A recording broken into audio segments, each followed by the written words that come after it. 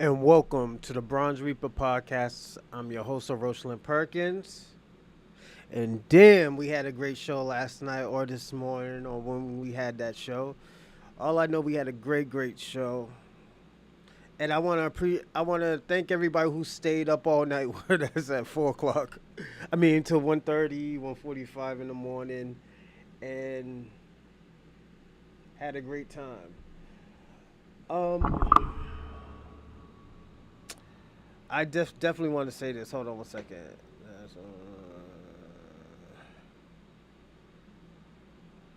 I want to say this. We're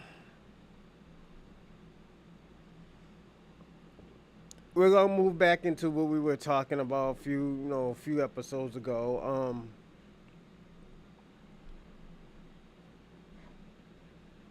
I just personally want to go back into it. About white supremacy and stuff like that. I'm gonna lead more into it for the next few days, maybe. But yeah, definitely. Hold on.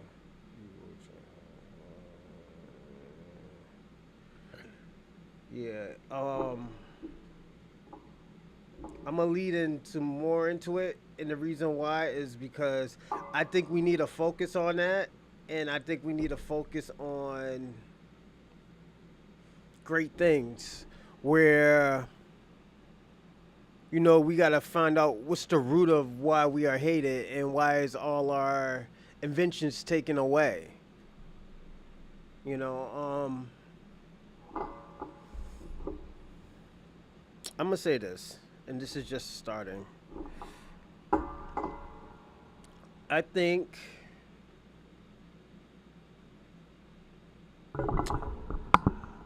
I think when we start to delineate and when it starts to go into office, that delineation is real. I think people is gonna appreciate, how great that their country is, how great that their people are, and I wanna explain that I don't think other foreign blacks need black Americans. The reason why I say that is because at the end of the day, if they could do all this work in America, they can definitely do work in their country. They can make their country a better place. First of all, most of these people who come from these countries, they're the majority. They're the majority, but we're the minority in America. Y'all don't help us in America. Y'all kind of actually make things worse. You go on the side of white supremacy. You manipulate situations. You do the most. As if anybody would say, you do the most. You know, especially when most is not really needed. Oh shit! Let me send Wiz Mason this. It's like, yo, no, yada yada yada. You didn't even send me the joint.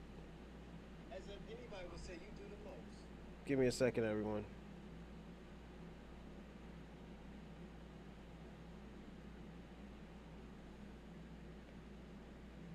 Yeah, and it's. I always explain this to people.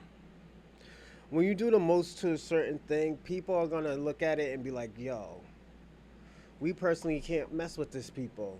But with black people, we were so crazy and stupid at thinking of things will change with foreigners.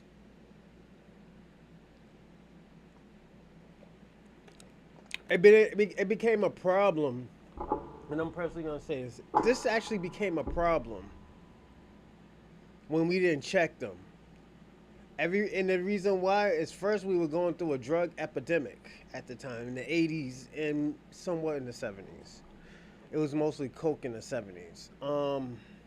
No, heroin. So people was getting their kids and their parents snatching up. So kids were raising kids.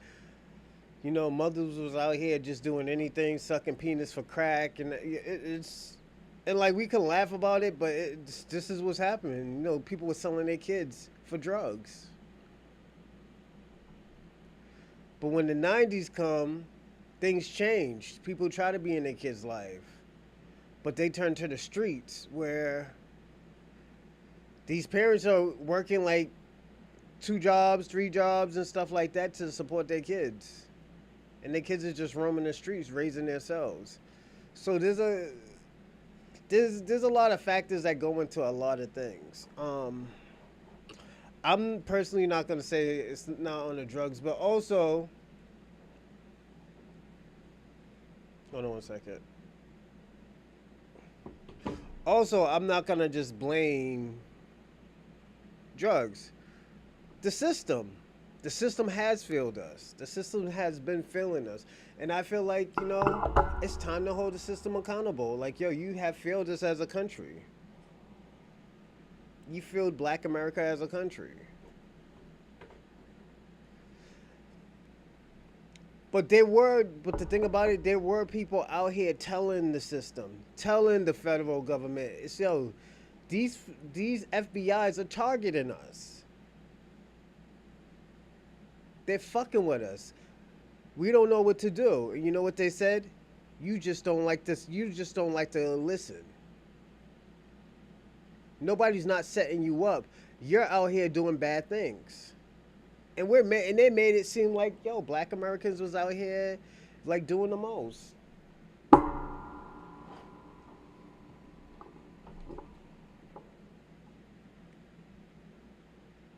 And you know who suffered?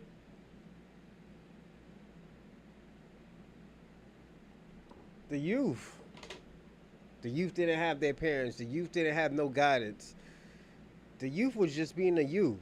Or the guidance that they had was the wrong type of crowd. I might do a little bit of talking today, so we're gonna do like probably 2.5 hours. Cause we did like 4 hours, 4.5 hours yesterday. How many hours did we do yesterday? Give me a second, everyone. We have done last night. We have done, and I wasn't even expecting to be on that late, but we got busy.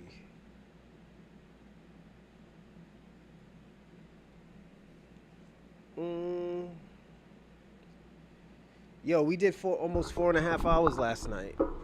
We did actually great time. You know what I do want to start doing? And this might be a little bit crazy.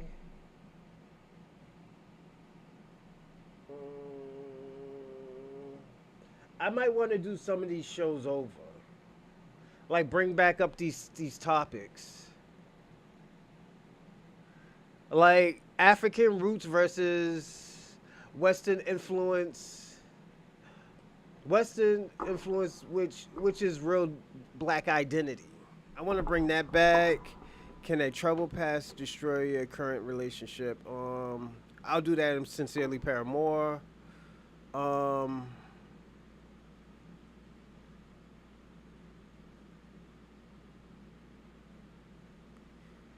what else I want to bring back? There's a few things that I do want to bring back.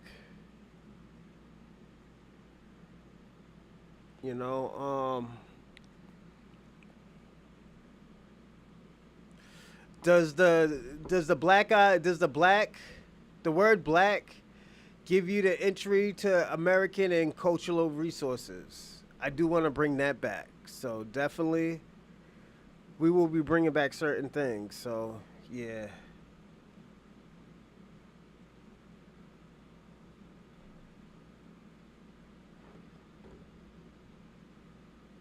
Um, yeah, there's a few things I want to bring back. And I want to redo. I was actually gonna do this show tomorrow, and the reason why is that yo, we were on there late last night. We was almost up at like 2 o'clock. Then I got up at like 7:30, 6:30. Took a 20-minute nap. Got up, got ready and stuff like that. And my kids got up, so I got them up into. Hey, everybody, give me a second. Give me like 30 seconds.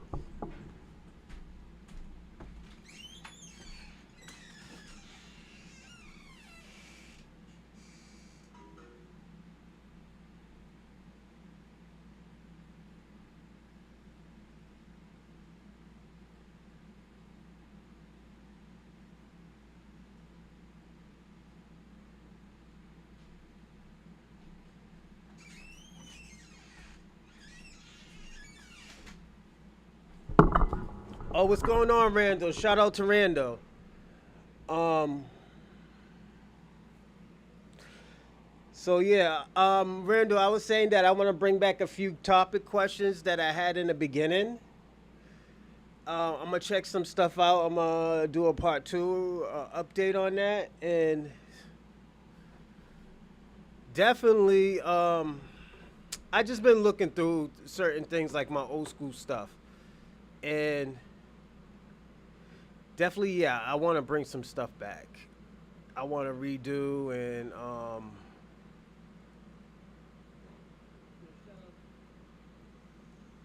it's gonna be dope and stuff.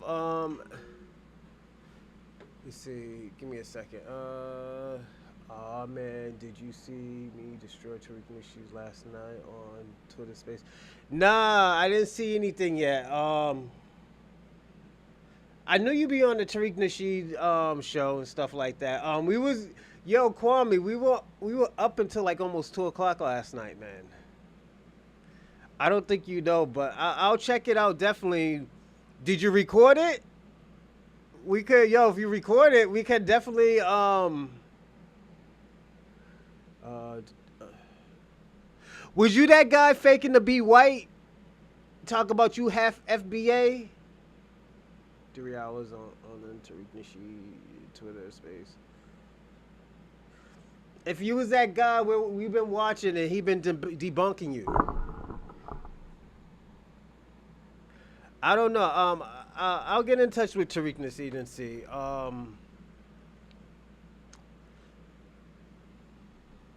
Yeah. Because I don't think you debunked. I'm going to be personally honest. I don't think you destroyed Tariq Nasheed. So, yeah. If you did, that should be everywhere, though. There was this guy on last night. He said he was half black and white.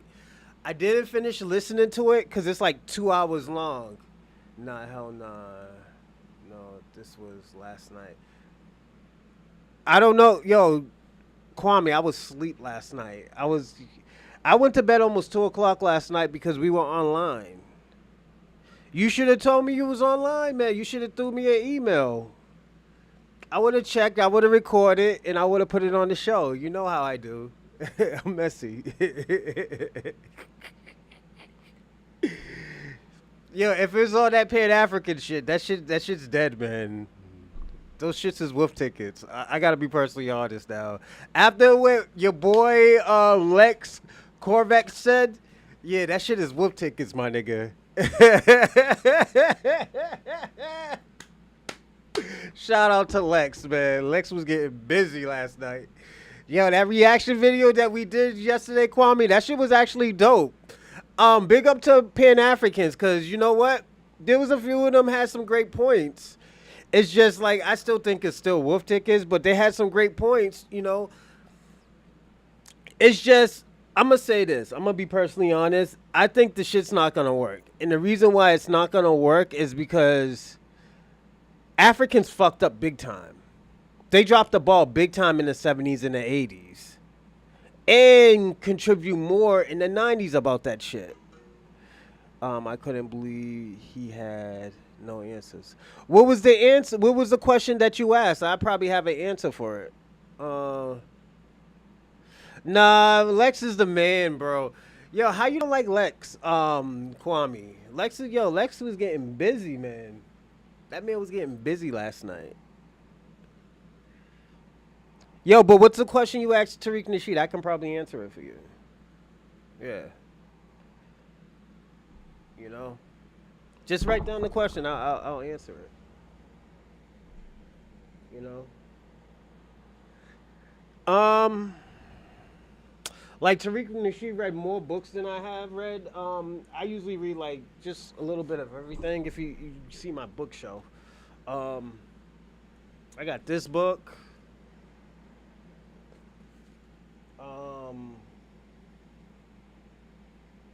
I got this book. You know.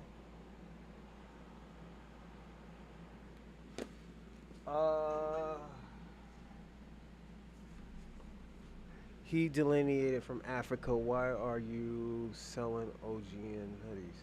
What's wrong, man? Yo, Kwame, I'm gonna tell you something. you still got to make money in America, my man. Because we're fighting for reparation, it's not telling you to stop working and start praying. No, you still got to work. This is America. You got to work out here, my man. You know, you delineate from Africa while you selling Ogun juice. What's Ogun juice? Personally, let me see what Ogun juice is before I...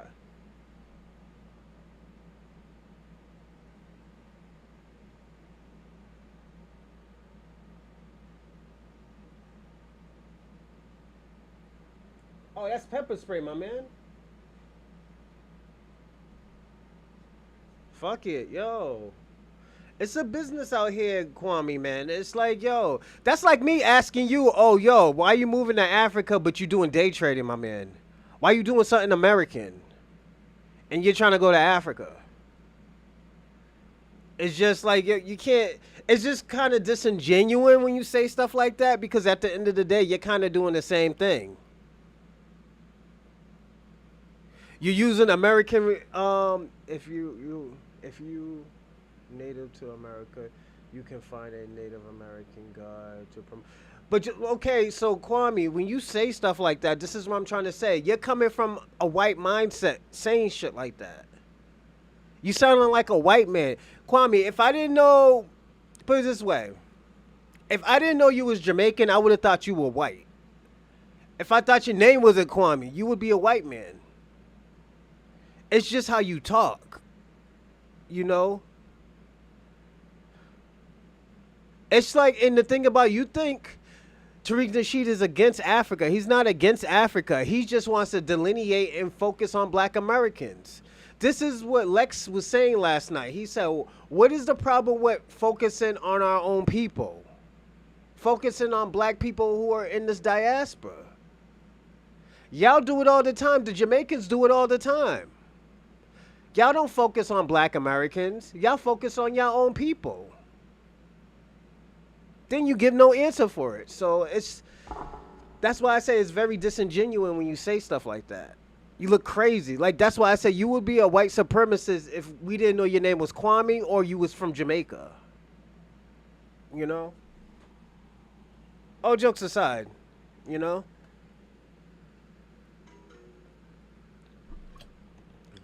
Remember I said the same thing about Kwame. If his name wasn't Kwame, I think he was white. Yeah, see? Shout out to Kwame, but yo, Kwame, you got some white supremacy talking points. If that's Pan-Africanism, I'm just being personally honest. If that's Pan-Africanism, you ain't no different from the white supremacists. You know? I'm a black supremacist. No, there's no such thing as a black supremacist. And the reason why is because you don't have a system that you can control to keep people out of certain things. Let me ask you a question. I'm gonna see if you're really from Queens, Kwame. Queens get the what? Answer that question. Queens get the what? If Kwame answer this, he's from Queens. What do people say? Queens get the what? If he gets this, I'm like, yeah, my niggas is from Queens.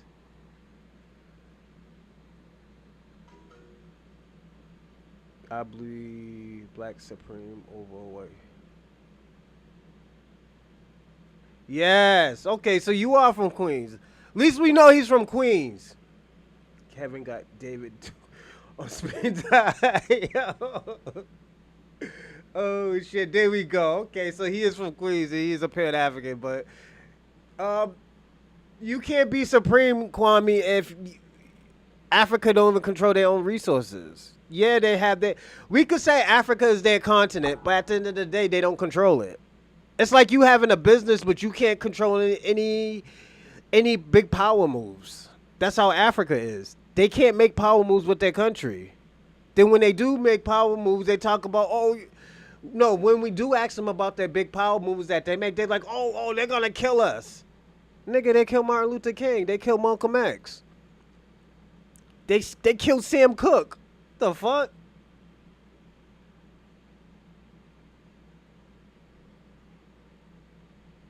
Like, come on, man. It's just, This excuses after excuses where you're right. FBAs don't even control their own communities. Yeah, that's cool, but at the end of the day, you got to look at it. We're the minority. Even in your country of Jamaica, you're the majority, and you still don't own shit in Jamaica. Y'all don't even own your own beaches. Like, you can't even, Kwame, technically, you can't even go on the tourist part of your country. Yep, they killed Michael Jackson for for getting what he deserves.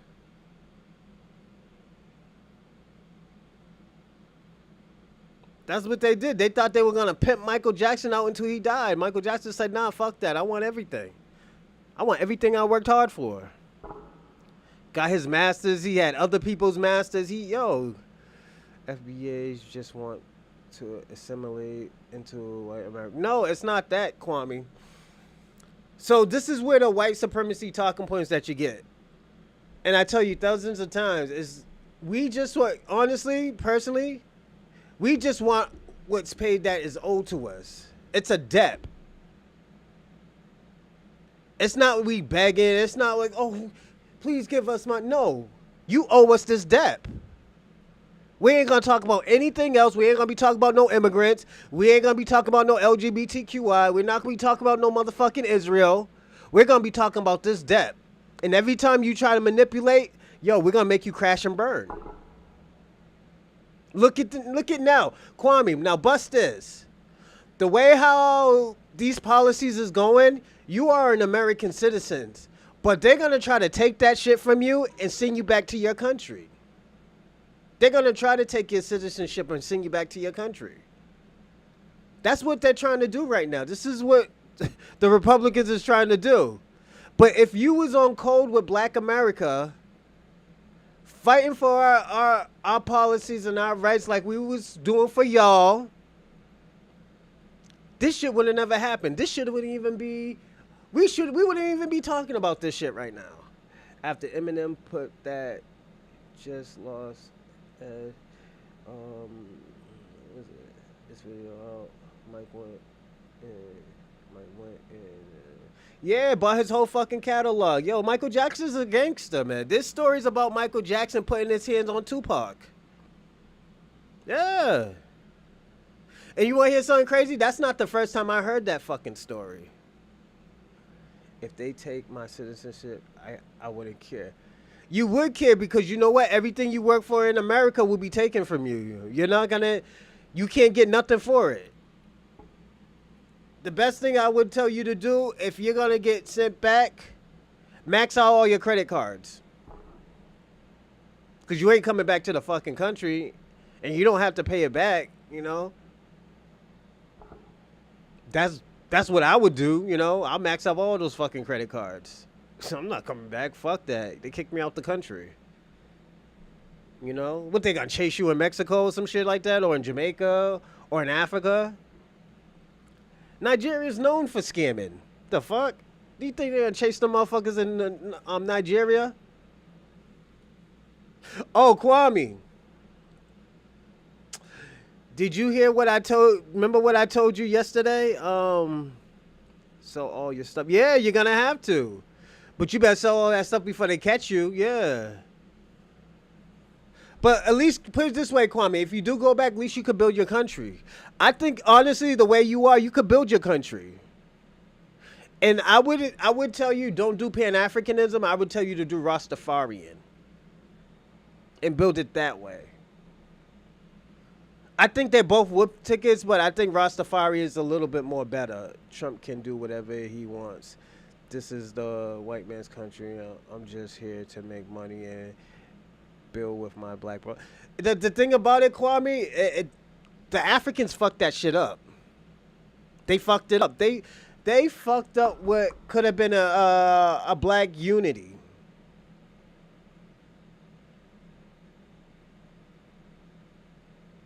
They fucked it up. It's just the thing about it too, Kwame. You're not trying to hold them accountable. You're trying to hold Black Americans accountable. No, it's not. There's a difference. There's a difference. Rastafarian and Pan Africanism is kind of different. You know, because Pan African was started in I think Ethiopia or some shit like that. Um, it's a weird thing. We might do it actually, Kwame. We might even do a topic question on that. So thanks for the topic question, man. We might do that this weekend. Black Americans try to accept them. Yeah, Black Americans accept everybody. We accept everybody. You know, we're so giving. Then Africans fucked up. Calling us hakatas, calling us lazy, drug addicts, drug dealers. Kwame, this shit's not gonna. It's gonna get worse before it gets better. I think, and this is what I'm gonna give you my personal point of view of what's gonna happen. Black Americans has to get reparations before there's any African unity. We got to get policies before any African unity, and the reason why, Martin Luther King called Africa uncivilized. They are uncivilized. Like, come on, they you don't hear about the genocide they do there, the fucking the female circumcisions, the human trafficking, the child trafficking. You don't hear about all of that in Africa? The fuck? Warlords and shit, like, yeah. A Philip Randolph works with the FBI to take down Marcus Garvey. Yeah, that's good and everything, but at the end of the day, Marcus Garvey wasn't practicing what he was preaching either. You know, like I said, we would be stronger together, but at the end of the day, we don't get nothing from it. We don't get nothing from, allying with Africans or Caribbeans. That shit only help you out. We tried to, ally with, Pan-Africanism and Africans and Caribbeans, but it didn't get us nowhere. It just got Africans having white talking points. See how you talk. That's why I said, Kwame, if we didn't know you, Kwame, we would think you were white, man. White people says Black Americans are uncivilized. 18 people were shot last night in Chicago. But Kwame, that shit doesn't add up to what happens in Africa or in any African country.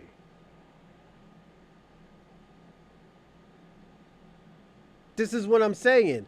Those talking points. That shit doesn't add up to what happens in Africa. That shit doesn't happen. That shit doesn't add up what happens into even Latino countries. 18 people got killed in Chicago. This is what y'all got is Chicago. Y'all don't talk about nothing else but Chicago. What's going on, Jeff? How's your birthday, man? How was your birthday last night?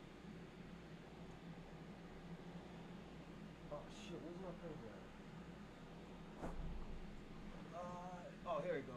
Yeah, it's just whenever you get mad or whenever you want to get a point of view, you want to talk about Chicago.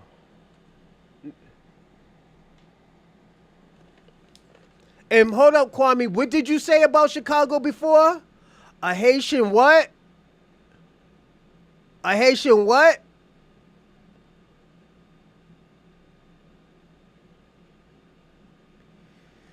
Kwame said a Haitian created Chicago. First, he was a scammer because he fled Haiti because he was doing some illegal shit. Then he created this place in he created Chicago, Illinois.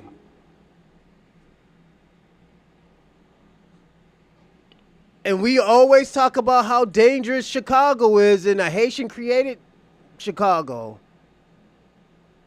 That's actually worse. Black Americans in one world country, the richest country on earth, doing the most inhumane thing, the most murderous capitals are always black. No, it's not, Kwame. That's just a white supremacy talking point. Okay, so if Chicago's this worst place, maybe foreigners need to stop creating countries and states and stuff. You ever thought about that?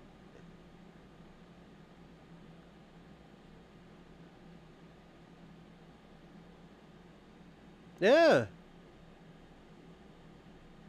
We could talk about Jamaica, how they extort people, how they kidnap and cut off and torture people and stuff like that.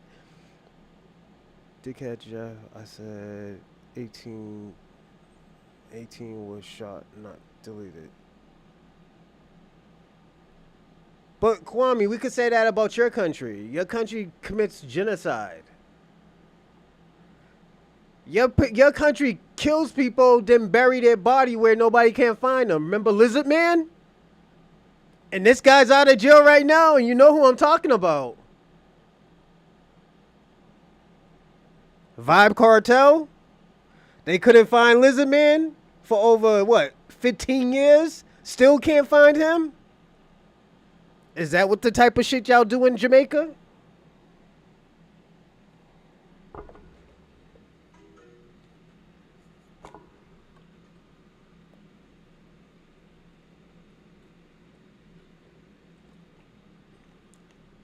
He act like he's act like Jamaican ain't.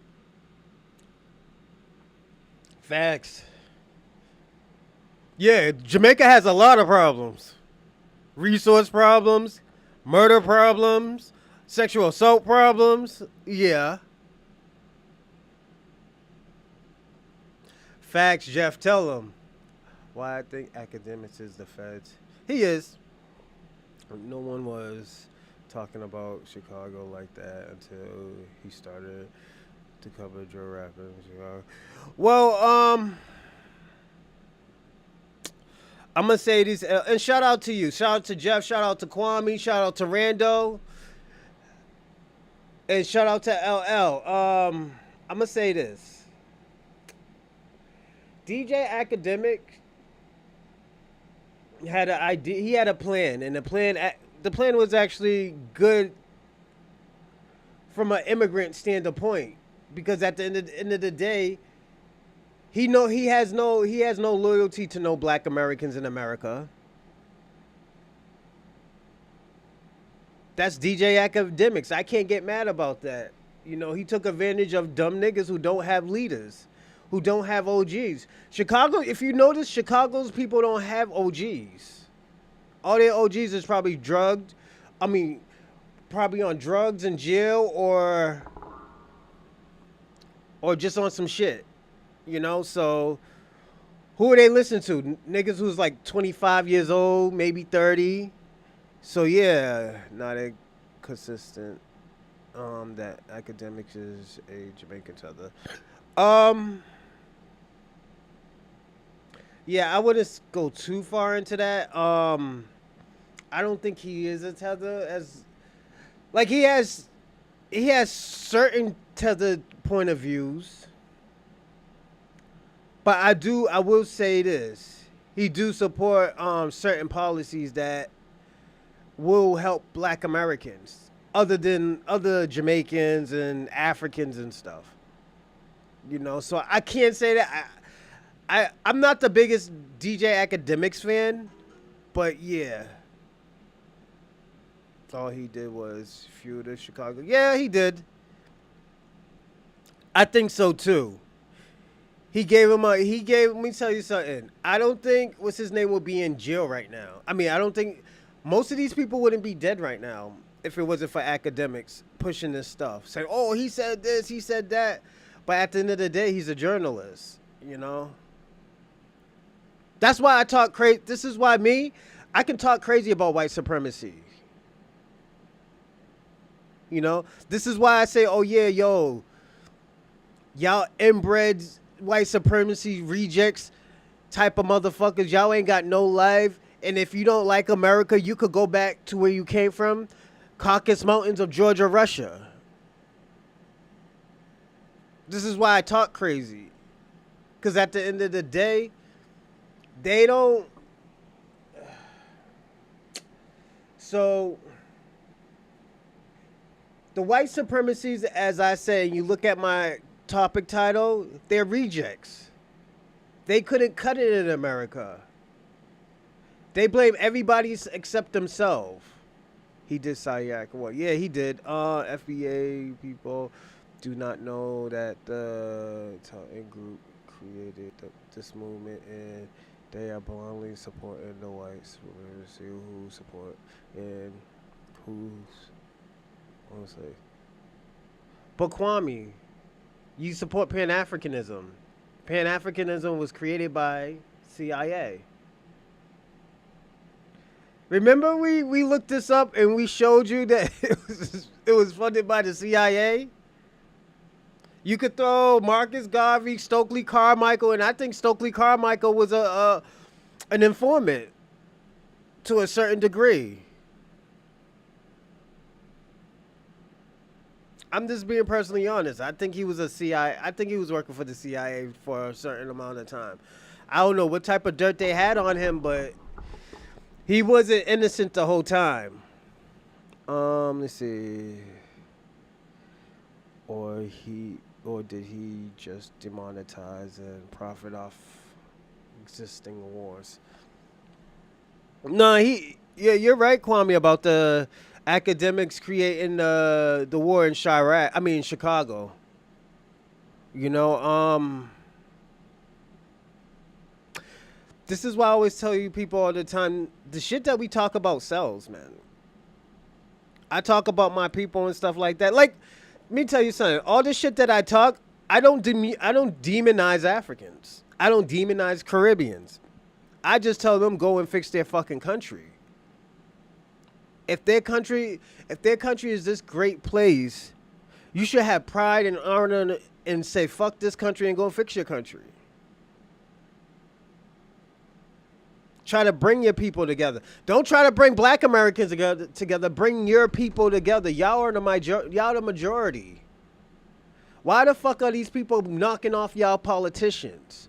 Why the fuck are y'all not figuring out, okay, yo, we need to figure out to get to have a face for us. Like, why aren't y'all not doing that in y'all fucking country? Academics is a tether. He made his money covering rap music that he really doesn't understand. Yeah. And admit he was raised on Jamaican music. Yeah, so there's always going to be a little bit biased. LL, yeah. I do say that. LL, send me your email. Again, Kwame, give me a second, all right?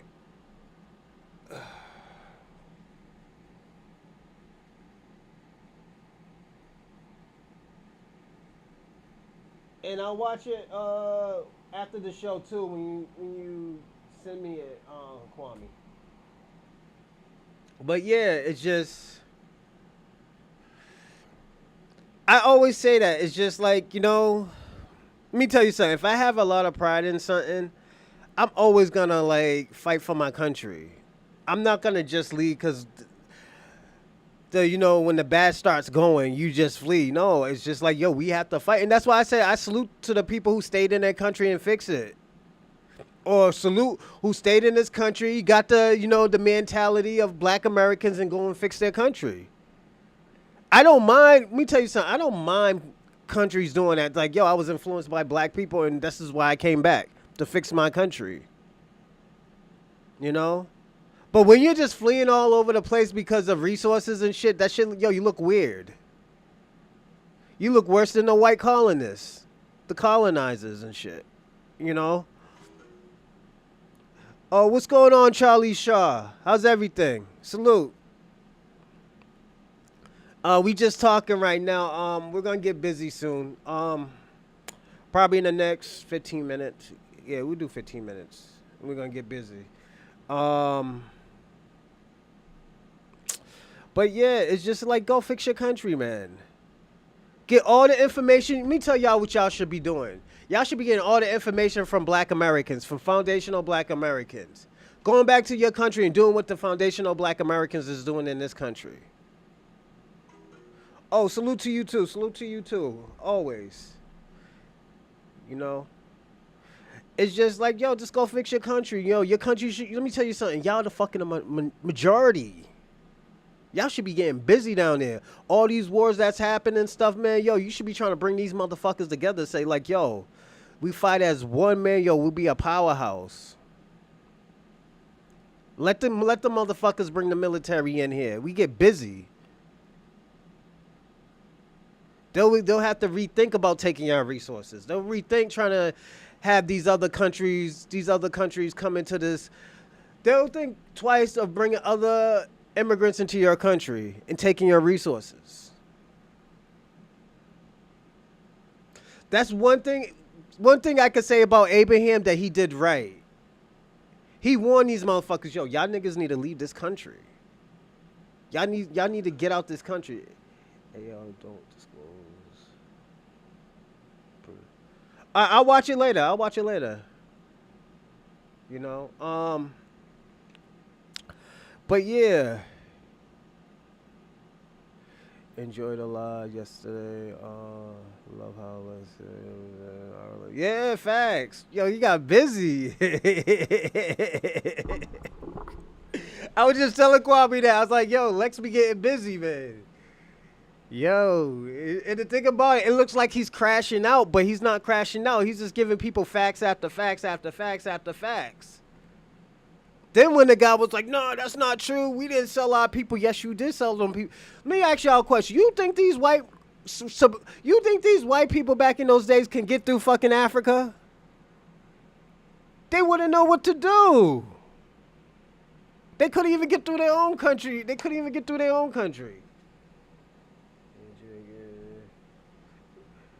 I'm just being personally honest. They couldn't. Jesus Christ, Kwame. Jeff, he was a biracial from Domingo. Saint Domingo. Yeah, I was thinking that too. I was like, yo, he don't look black American, you know. Charlie needs to go to Jamaica on the bamboo raft to get rubbed down by Jamaica. Oh, come on, Kwame. Let me tell you something, Kwame. Only thing them people want in Jamaica is a green card. Trump is about to start that, and he's about to start sending back dual citizenship people. I'm gonna be personally honest.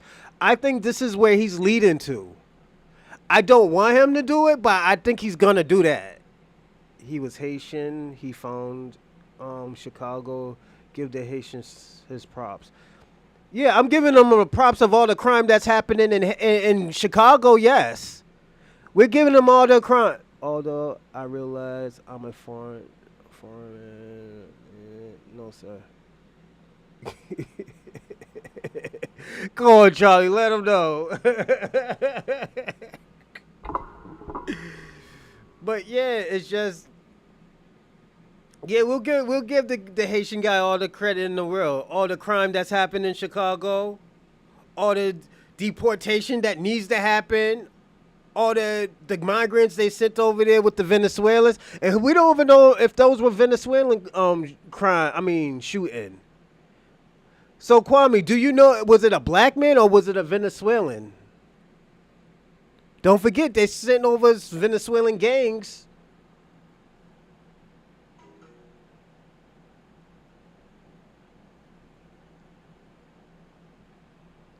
Yeah, that's true. That's true.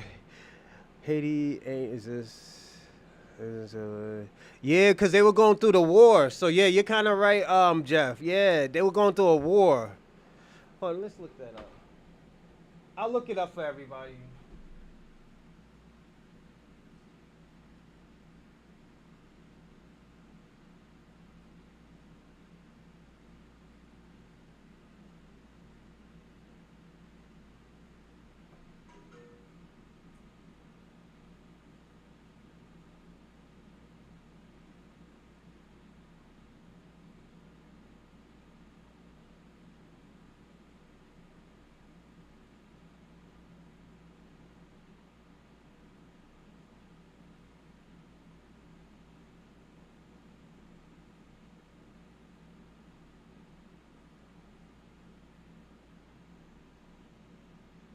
I can't even find this right now. Hold on. I'll check later. Kwame, he was a biracial he also married a native. I call disabled the Christopher Columbus self. Oh shit. Oh shit. I think that is true. Don't hate because Haitian find a major city and FBA never. What are you talking about, Kwame? Where you think the South came from? Who you think was in the South? Kwame, who you think was in the South? Creek, Seminoles, those people? Yeah.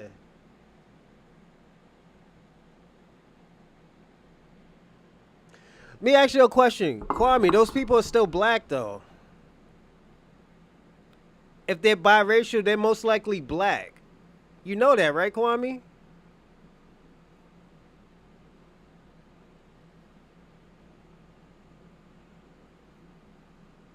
Yeah, they still black, Kwame. Yeah. This is why I always tell Kwame, how did you... I don't think you can beat Tariq Nasheed. And I answered your question. That's why I say, Kwame, if I didn't know who you were, I would think you were a white man. I wouldn't even think you're a Pan-African. It's just you just have white man talking points. That's all. Saying he's biracial is saying what? Booker T was biracial and Frederick Douglass. But they were still black though. They were black. And if anybody's new to this channel, for the first hour we usually just talk about everything. We'll start getting into things and stuff. So like, yo, that's why I tell y'all just dumb out. I don't mind y'all say what y'all want to say how y'all feel. They do it all the time. We do it all the time on here, and I just answer the questions for the first hour, 45 minutes, 45 to an hour. You know, so yeah, that's my thing. Nobody argue that. So how can a Haitian found in Chicago? That's accept fact. And Illinois Haitian in Chicago.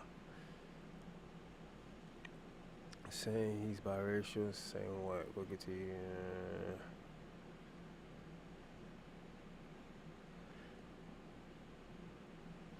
I'm gonna say this, Kwame.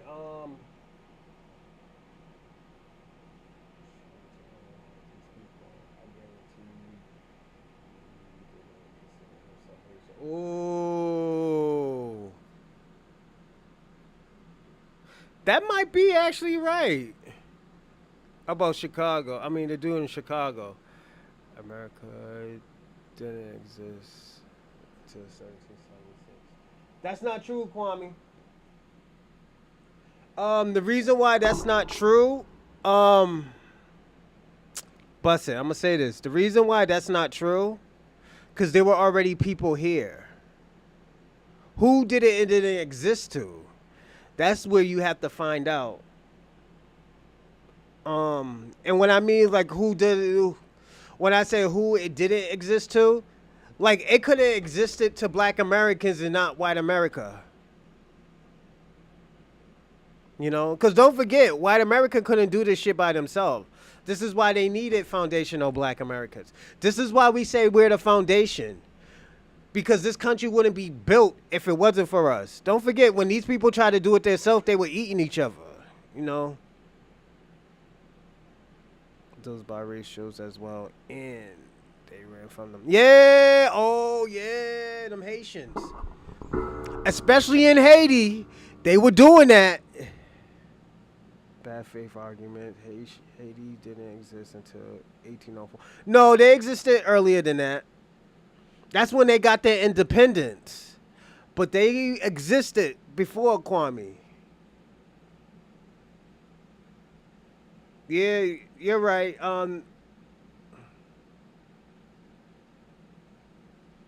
That's when they got their independence, you know.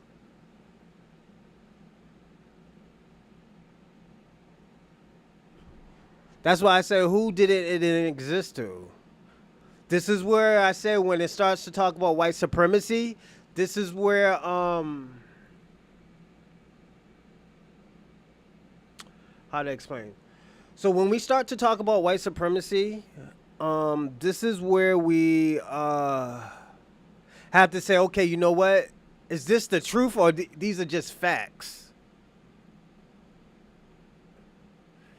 The truth can never be considered a lie or it can't be challenged. Facts can be challenged. It's like saying, that's like saying white people never came from Africa. But that's facts. But the truth is, white people came from black people, not black Americans, I'm sorry, but black people, fair-skinned people. So, did they come from Africa? That's the truth. They did come from Africa. They just have very little bit of percentage of Africans, because. Kwame, why you Caribbeans always trying to legacy swap? Oh, because they don't have legacies. Jamaicans don't really have legacy like that. You know, it's no good. And if I'm wrong, Kwame, please tell me what type of legacies does Jamaicans have. I don't know anything. You know, y'all had a few great politicians. You know, but look who y'all produce. Y'all produce like Kamala Harris. You produce Vibes Cartel, The Killer, Eric Koch, The Shower Posse. Just shit like that. That's the shit that you come out of. But there is some, like, y'all do got history. Y'all do have some type of legacy. It's just your legacy doesn't, it's overshadowed by the delinquent shit that your peoples have been doing for years. When, like, for example, when y'all did have a choice to come to America, you had a choice to hang out and be united with black Americans. You choose not to.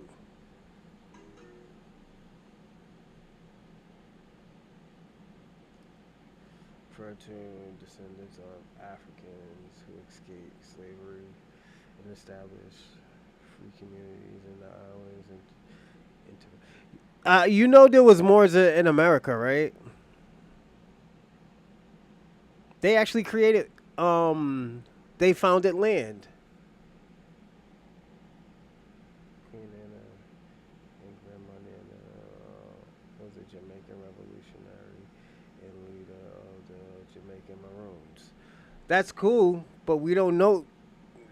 This is where y'all fucked up at. Instead of disrespecting Tariq Nasheed, he could have made a documentary about that, putting that in a documentary. Now we know shit about it. You insulted this man who was actually upbringing, empowering Africans, Caribbeans, and even Latinos. Because some of those people are part of the black diaspora. It's just y'all insulted somebody who was actually helping you. Y'all wasn't getting in where y'all fit in. Y'all thought y'all fit in with white supremacy, and this is why y'all have these talking points. This is why people don't want to mess with Pan-Africanism. Like, Pan-Africanism been fooling us for like the last 100 years. Like, they've been tricking, they've been giving us that trick back for the last 100 years, just like the Democrats has been doing. Like, personally, to be honest, y'all are no different than the Democrats. In 1690, a large number of acting freedom fighters already living in the mountains launching an assault on.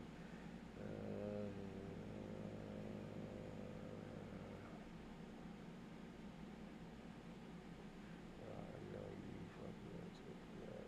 I think he's put that at least. Let me tell you what I do. When he says stuff, I look it up. And the shit be true.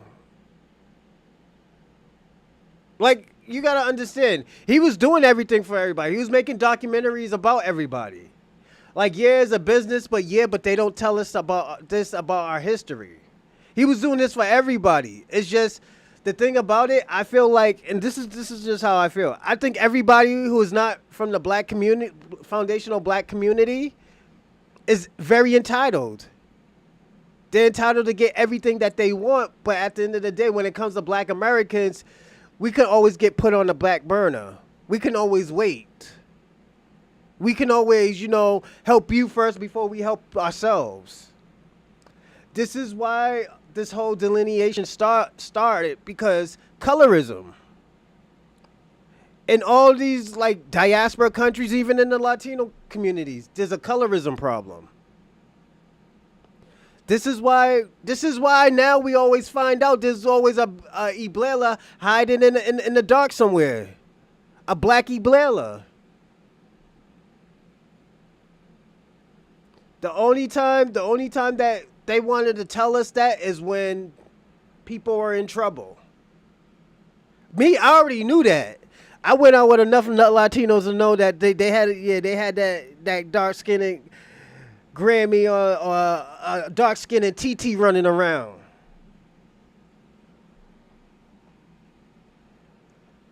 Tariq stands on business. Tethers hate him because he calls them out for. Yeah, I agree with Jeff was saying.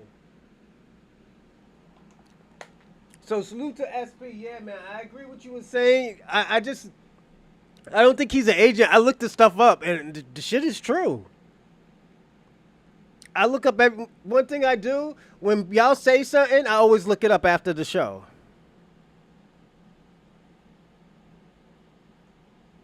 I look up that shit after the show. I was like, oh shit, he was telling the truth. Oh, this motherfucker was lying. He was talking about some other shit. He's stretching the truth. Some shit like that.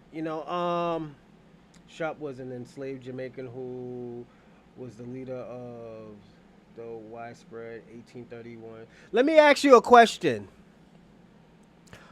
Let me ask Kwame a question. Kwame, what's your ethnicity?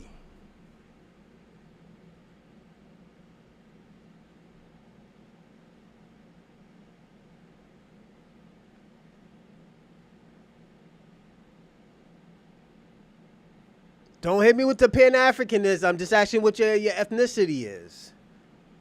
And after I do this, we're going to get on to the first video, the first show. I'm gonna show you how hypocritical people are. Did you look up the Dragon Punch Bowl? Oh, no, I didn't look that up. Hold on, let me look it up now. The Devil Punch Bowl. Sorry, I said dragon.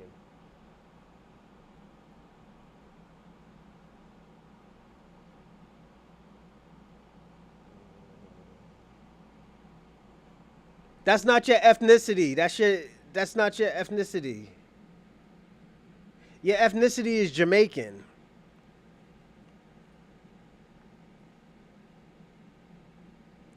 You're Jamaican.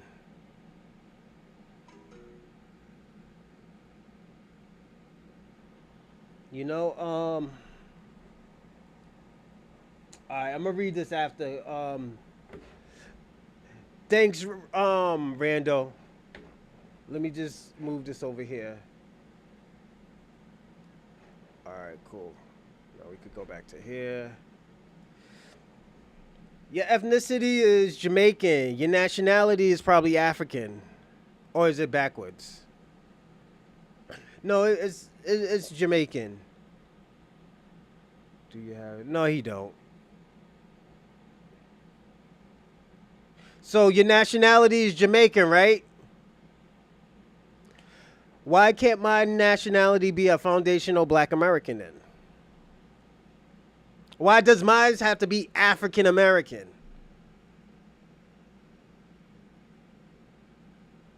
More than likely.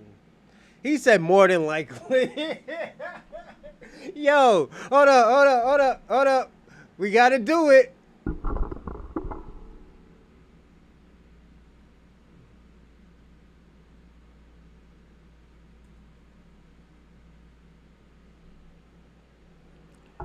So, Your country is from Ghana, huh? Watch this. When was Ghana founded?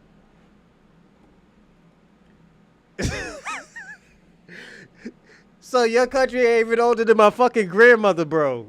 This is the shit I'm talking about, Kwame. Your country ain't even older than my grandmother. My grandmother's 87. 87. Yeah, she's like 87, man.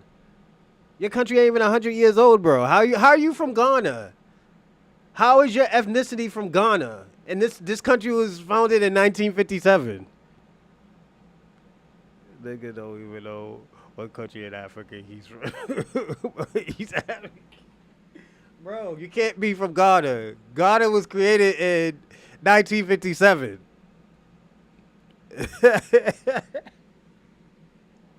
This is the shit I'm talking about, Kwame. Yo, the reason I said more than like, because majority of the Achaean population. No, no, no, no. Oh, so what I meant to type is Mexican natives. But yo, you want to hear something crazy? I'm gonna tell you some fly shit I read. This book right here. And this is why I always ask you the question.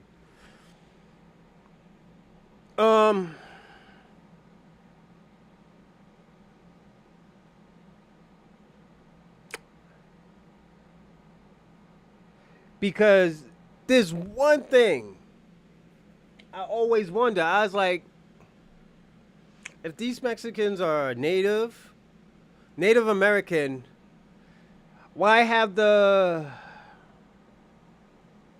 conquistadors culture?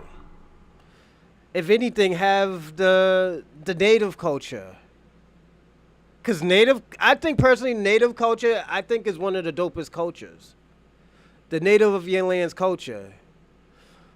You know, the conquistadors, they try to make Mexico like Spain. So yeah, that's why when y'all have these certain buildings and stuff like that, yeah, some of that is mixed in with the natives, but I per se would try to keep the native culture more. You know, and this is why I say y'all went through an ethnogenesis. Even the Mexicans went through an ethnogenesis. You know, because y'all not fully native, you know. And I can say, and we can always say somewhat, your culture is similar. I wouldn't say fully new, but it's probably a few hundred years old, if that. Yeah. Oh yeah. So yeah, I'm starting to learn about Mexico right now and the culture. So that's why I always ask questions and stuff. Mexicans are the real native. But Kwame, there was more than just Mexicans in America. Yeah. I showed you the picture of my grandmother and my grandfather. I'm gonna show you one more time.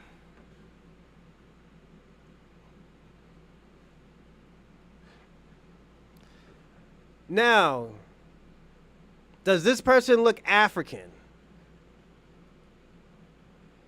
Those are my great grandparents. No, they don't look African. I always use this for evidence, the saying that the people that y'all talking about in America, I mean, the African people that you talk about in America, yeah. There was probably a few, like I said, there was a few hundred thousand of Africans that came over. Mexicans are that ass. Yeah, that's another tribe, but there was more than that, just that tribe, Kwame. There was a few thousand tribes. There was a few thousand tribes in North, South, even in Central America. Yeah. Oh yeah. It's just, you know what's gonna happen? People gonna say this is divisive because evidence is coming out. There was evidence already out saying that there was already black Americans here.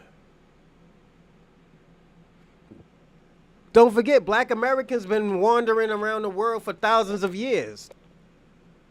For thousands of years. How we tethering off? That's a different culture.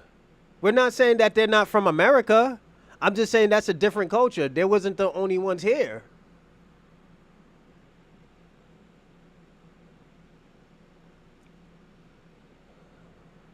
Facts. Shout out to Black T. Yeah, it's just you can't get mad about that. That we wasn't the only ones here. I mean, we were here. This is my issue with a lot of like Pan Africans and tethers. Not immigrants, but Pan Africans and tethers. They don't want to get.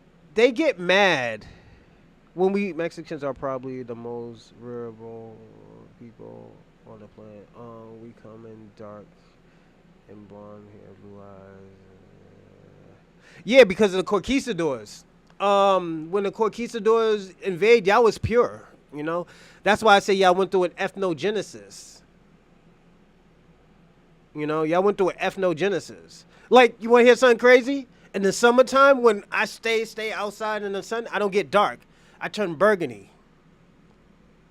So yeah, that's what happened. I haven't been in the sun a lot lately because I've been doing podcasting, been working out. You know, I've been doing my little one too. But y'all went through an ethnogenesis where y'all do have conquistador blood. You know, y'all do have the Spaniard blood and the African blood.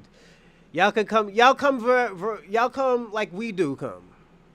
It's just black Americans is like we have different genetics.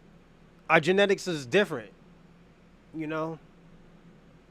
Because don't forget, we had Moors. We had Moors running around in America. We had Cortez was going crazy with those native women. Yeah. Oh yeah. He was a conquistador. That's why like even in black culture, when bad stuff happen, we don't like, oh yeah, that's my culture. I'm half white because my mama was raped or some shit like that. No, we don't do shit like that. We be like, yeah, we don't know where that shit came from. We don't even try to find out. But we know like, yo, some bullshit happened. You know? Yeah. Thing is, we don't identify as Spaniards. Yeah. Because the European dreams were imposed. Like, yeah. But what I'm saying is that's still your culture, though. It's still part of your culture. That's why you have the names that you have. You know, I'm not saying you be like, oh yeah, we're conquistadors or Spaniards. No, it's just y'all Mexicans because y'all had that ethnogenesis. You know, and y'all upgraded your culture and your lineage. Your lineage is more than what people think it is. You know, yeah. Mexicans didn't exist. These were unwanted children of the. Oh, you were trying to. Oh shit! I didn't know that. Yep, we got. Shout out to Charlie Shaw. Yo, we're gonna do a topic question on it, and yo, thanks to Charlie Shaw and SP. We're gonna do a topic. We're gonna do a research question on it probably next week.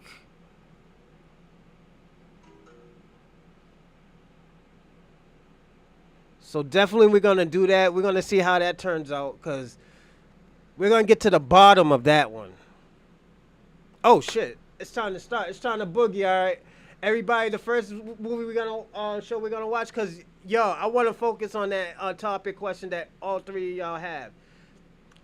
Four, Jeff, Black T, Charlie Shaw, SP, and I think somewhat Kwame. I wanna focus on that question on another topic because I think that's a dope topic, definitely. So you are. Because against the dark. Ooh, see, yeah, we're gonna focus on that one. So definitely we're gonna do research on that one. That motherfucker was at sea for months, probably making love to start lives. Yes. So yeah, definitely, yeah. We're gonna do that question. Yo, shout out to y'all, man. I'm gonna do a topic question. Let me write that shit down. Hold up. Give me 1 second, everybody. I'll write that question down. Uh,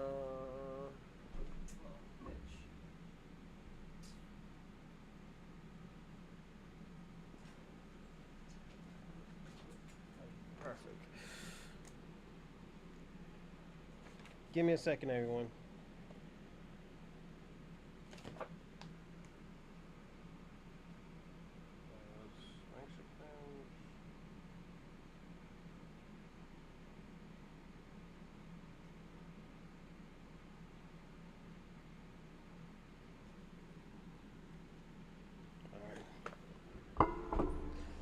All right, first video of the day.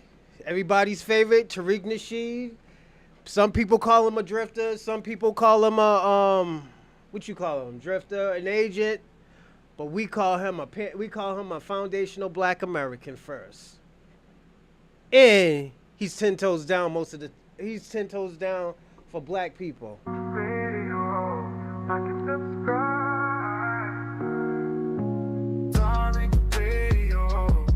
Subscribe. Darling Radio, like and subscribe. All right, let me see. Let's get some hands up in here. Let's get Mr. Sam Take. I think I can't pronounce your name. You got a lot of stuff in there, Mr. You got a lot of words in there. I can't pronounce what's going on there. What's up, brother? Hey Tariq, how you doing, man? I'm good, man. How are you, bro? Was my mic all right? It was faulty the other day. Yeah, I know we talked the other day. Did you have another screen name the other day? Yeah, I had that Tariq Feathers, man. But Oh, okay. There you go. I knew you just looked trying to catch your. Yeah, I was trying to catch your attention, but I got other things I do online. I didn't want to be represented as that. You know what I mean? right. So what's But going real on with you, quick, man? I'll be straight and direct. I feel like when you boil everything down to white supremacy, which is defined simply as just a belief, right? It doesn't give the devil his due.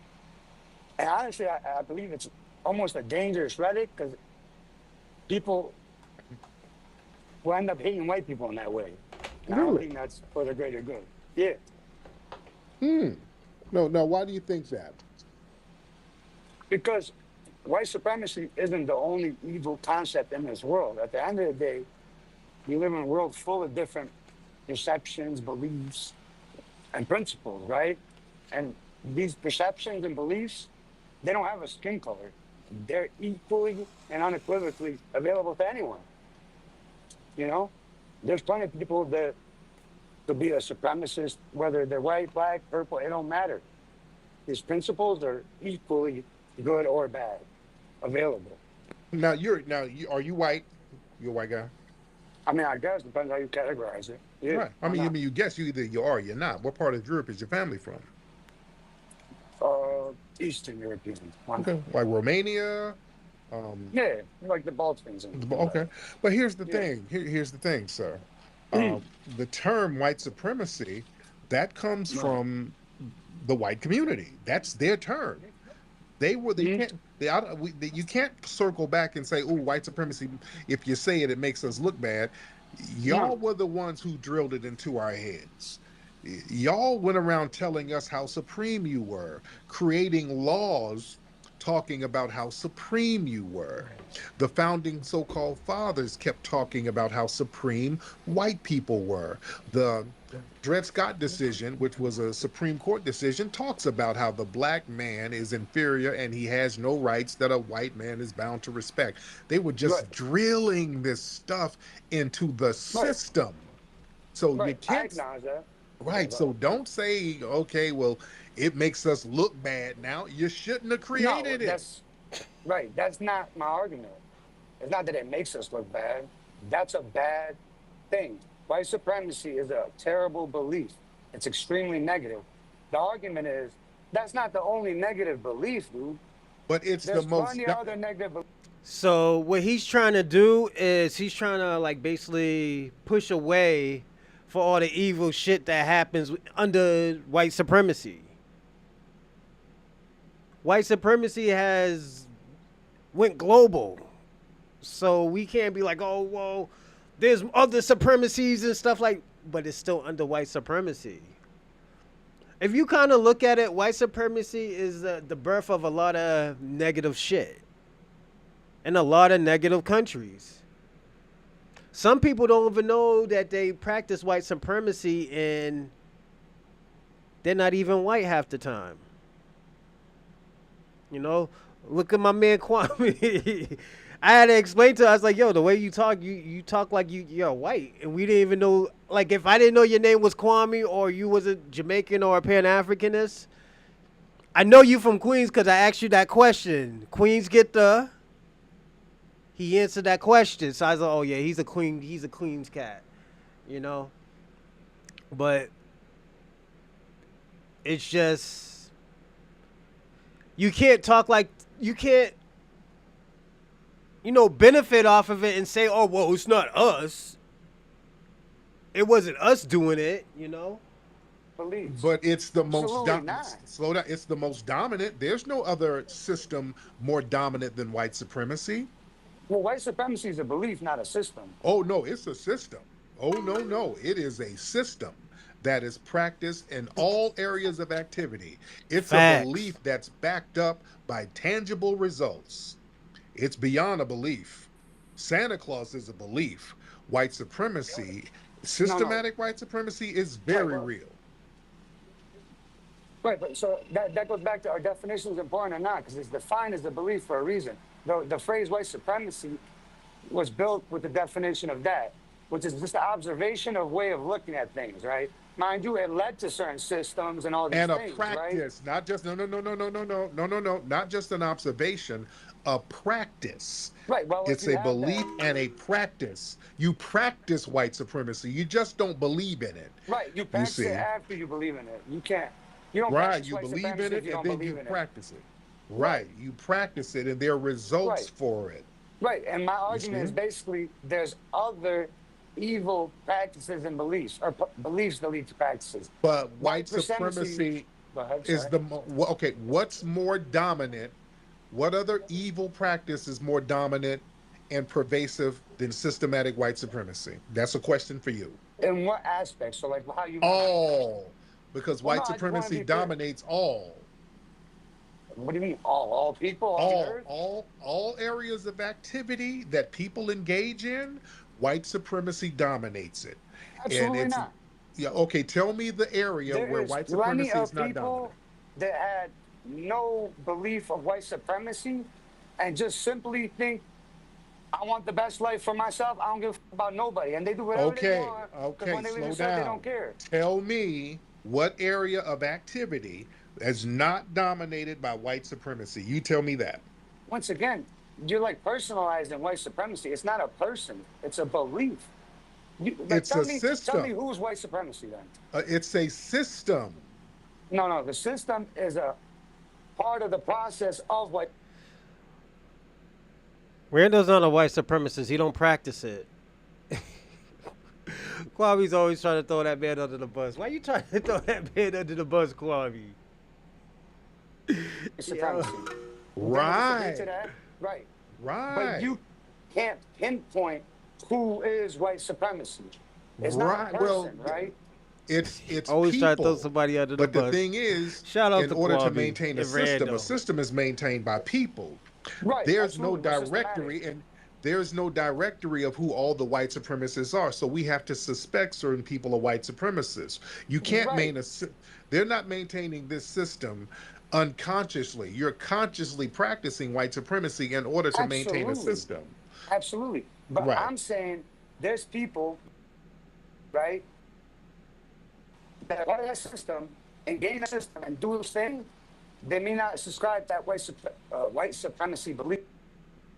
That's not like Right. Now for slow all down. evil, basically. Okay, now listen. Mhm. There are some people who are white, who are not white supremacists. but they're not the dominant Right. ones. They're not the ones in power. The people who believe in white supremacy are more powerful than the white people who don't. That's why we don't live in a I system of disagree. justice. We live in a system of white supremacy. That's not true though, because Debunk it. let's use Okay, debunk it. okay, let's Well, use the okay, music then industry. tell me, and I've asked you this about five I times, you will. can't answer. Show me an area of Right. activity that is not dominated by white supremacy. All right. I will give you an Give example. me an The example. music industry is predominantly owned by people of a Jewish, let's say, religion, No, we don't do right? that. They're classified as white too, sir. Y'all not Yeah, but just because you're white doesn't mean you're a supremacist. Didn't you right, say that but they're still yourself? classified as white. Right, but they're not supremacists. How can you prove they're supremacists, white We supremacists? cannot prove it. We can suspect certain people are. How come? How Right, I come? could And prove they're not these are though. just different ethnic groups of white. So yeah, white people Right, but I could prove so, they're not white okay, so why do supremacists. white people dominate an industry that has primarily black talent for the most part? Mm. Based on their foundation for morality being of a Jewish ethnicity or religious belief, right? They find it morally justifiable to take advantage of people that are non-Jewish, based on their Talmud and things like that, Religious belief? right? But regardless to them, I don't want to make it about Right, them. that's a I cop think, out because there's other white people who are not right, Jewish who are prominent in the music right, industry. So just because, right. But we're talking about majorities, though. We ask for a majority but they're of not control. black. So yeah, they're still classified as white. That's my point. Yeah, but you also literally said just because someone's white doesn't mean they're a white Right. supremacist. But if you're in a position, So there's plenty of white people. White people exist. You know what I mean? Like we right, can't make them not right, exist. but yeah, why are you all in dominant positions?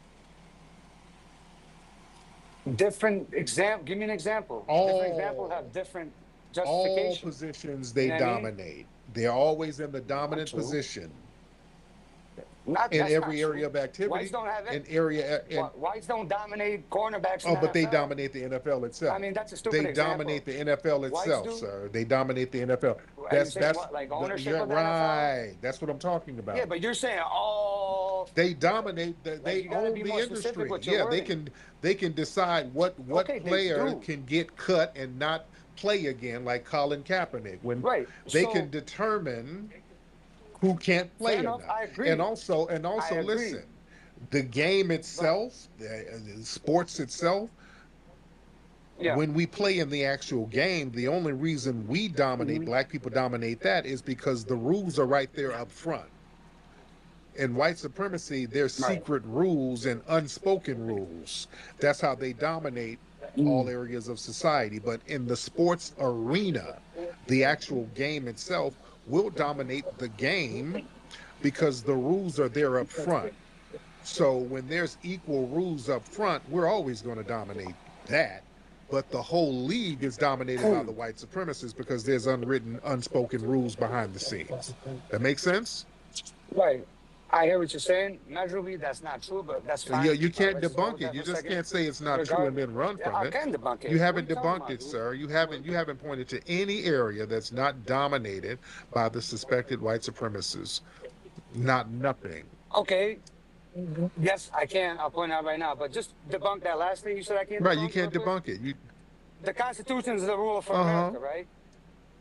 That's the rules. They're right in front of your face. Why aren't you dominating? You're sitting here yourself contradicting yourself, saying that white people dominate Right. America. So why aren't you dominating? You just said that you would dominate if the rules was in front of you. So you're being I'm being hypocritical, dude. hypocritical. So do you think people You practice are. the Constitution by the letter? No, it's not about practicing. You said by dominating. Nobody practices it by the letter. Right. Yeah, people don't practice the Constitution. Our black people's Right. constitutional rights are But violated every damn day. right, and there's By who? courts and laws to adjudicate that No, the court. by No, the the courts system. and laws go along with that. They go along with it until yes, That's they not do. true. Yeah, Sometimes they do, but that's a bigger minority compared to the reality. There's sir. plenty of people getting paid out for Yeah, sir, injustice. Be realistic. sir. Black people get Go all ahead. types of unconstitutional injustices based on the "I'm white and I say so" law. Not there's no first off, there's no I'm The white hell and I it say ain't. so on the The hell it ain't. Constitution. Cal What, Rittenhouse. tell me Cal what number. Rittenhouse is an example of that. Now, example of Mm. that. Give me the number of the law that says I'm white and Hell, I say so. You that's can't, can common you? law, sir. That's called common law. That That's is not common common law. law. It's I'm white and I say so. But that's that unspoken law you saying is Right. That's bad. the common law. See, that's what white Right, but supremacy. you What? appealing No, no. to White supremacy is based on osmosis. It's the common law. You don't have to Mhm. even write it down. See, there's what's written down and then what's practiced. They practice a whole different Right, thing. You see? right. And okay, so based on what you're saying there, I don't think white supremacy is that predominant It as you is. say What it area is. is it not dominant? I'm saying in society as a I'm telling whole, you, and all there's not. meaning Listen. based on osmosis, innately people don't have white Yes, they supremacist do. beliefs, or how? Based on How? systematic racism that we have, and based on them dominating First all off, areas of activity. There's maybe you understand. Let me reword there's my nine question. areas of human activity. There's nine basic Right. areas. The white supremacists dominate Mhm. all of them. I Then name disagree the ones they wholeheartedly. don't. Maybe people with white skin, that's measurably, And I being believe, in untrue. denial, Because listen, just because they sir, have white skin doesn't you make them didn't white say that. You're supremacists. pushing, moving the goalpost. And you being in denial of the I'm system, sorry. that's not going to negate the system. I'm not You are denying the denying it system. because I'm not denying the system. they I'm not sat denying the here putting system. the system together, telling us it's a system of white supremacy. Yeah, people built systems. You said Yeah. that earlier. What do you They mean sat people up here built systems? putting Now you act like it's laws a bad together thing. and backed up those laws Yeah, on with military listen, might. They backed them up you can't militarily. verifiably prove. Right. That's what Right. people do. And They when build we get systems out of and then they line, back they them up. use that. Let's These stop and are slow nothing down. When we statements. get out of line, So what he's doing is the caller, he's doing this thing that a lot of white supremacy do when they think you can't debunk it. Yeah. Yeah, when white supremacy always does this. When they think you can't back up what they're saying with facts, well, with truth. I don't like facts because facts can be debunked. You know, it's sometimes you can be like, oh yeah, white people aren't black. Like I'm gonna use that as again, white people aren't black, but white people had to come from somewhere. They didn't just sprout it from the fucking ground. You know, white people came from Africans. They just had less melanin. And don't forget, the African race is almost like a billion years, if not a few billion years old. So, and the white race is probably like, if anything, less than 100,000 years old. I think, you know. So it, it's different. It's different, you know. they Okay. use that military to suppress us. Now, Unequivocally. when We do as they mean use the you. military to suppress white people? Well, did you just say when we get out of line, meaning me and you, When or do they use the military or They National don't. when Guard? they get out of line, when they go against the When? system? Look at January Man, 6th. are you insane? Oh, you mean all of the people who were Well, pardoned? did they get You out mean of line? everybody who got pardoned?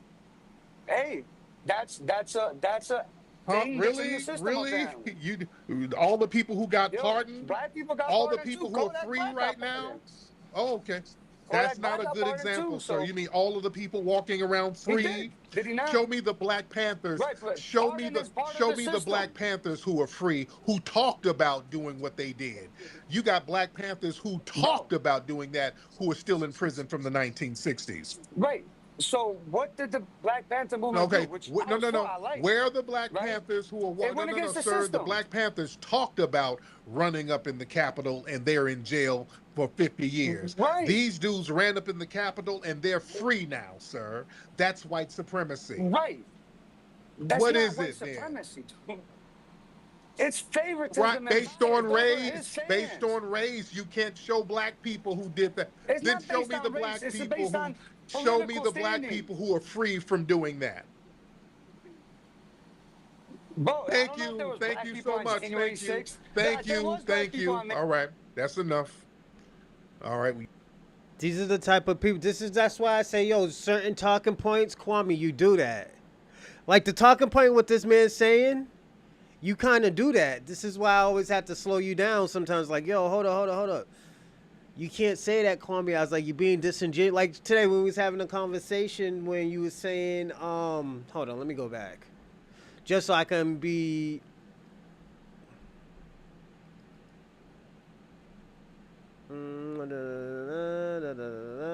about the old gun hoodie and the spray. I told you I was like you can't be like that because you can't tell this man to do business. No, not do business with certain people where because Tariq Nasheed was supporting Ogun. I think it's a pepper spray. I think it's a pepper spray. And I was telling him, I was like, yo, that's business. You can't tell this man not to do business and make money. I was like, because he's fighting for reparations. I was like, he still needs to make money. This is other jobs that he does. He's a businessman. That's like you fighting for Pan-Africanism and you work for Wall Street. I was like, oh, why you making white man's money? You'd be like, well, no, I still have to make money. I can't just stop because, for Pan-Africanism, I still got to live somewhere. Tariq Nasheed is a multimillionaire. He didn't just make his money just, not working. He always worked. He always had to do what he had to do. He's not doing anything illegal. He's not doing business with white supremacists. There might be a white guy, but he's probably not white supremacist. That's why I always use the word white supremacist, because it's not a person, it's a system. This is a system that people follow. What people say, people do, the way how people act. That's a system.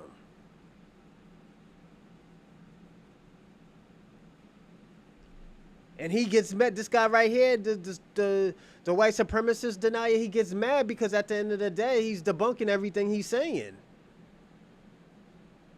You can't I'm white and you say so yourself out of this, sir. All right? You're not going to do that. You can just be in denial and talk in circles and put your fingers in your ear and say, uh-huh. Boy, you giving bad example. That's a hard, you debunk yourself. What about January 6th? You mean everybody who free now?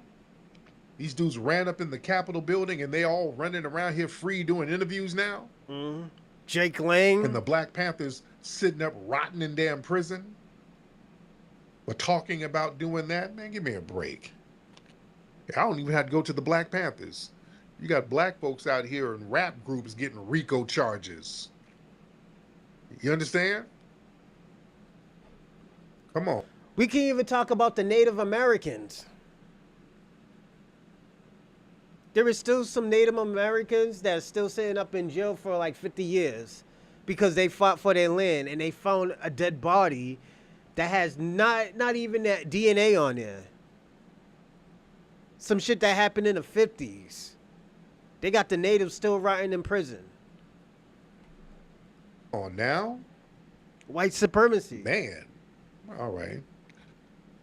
Oh, goodness. All right, let's get H&M. Let me see. I think that's your name, H&M. Hop on in, H&M. Thank you for letting me talk. Yes, ma'am. How are you? Thank you. I'm very well. Thank you. How are you, sir? I'm great. Thank you so much.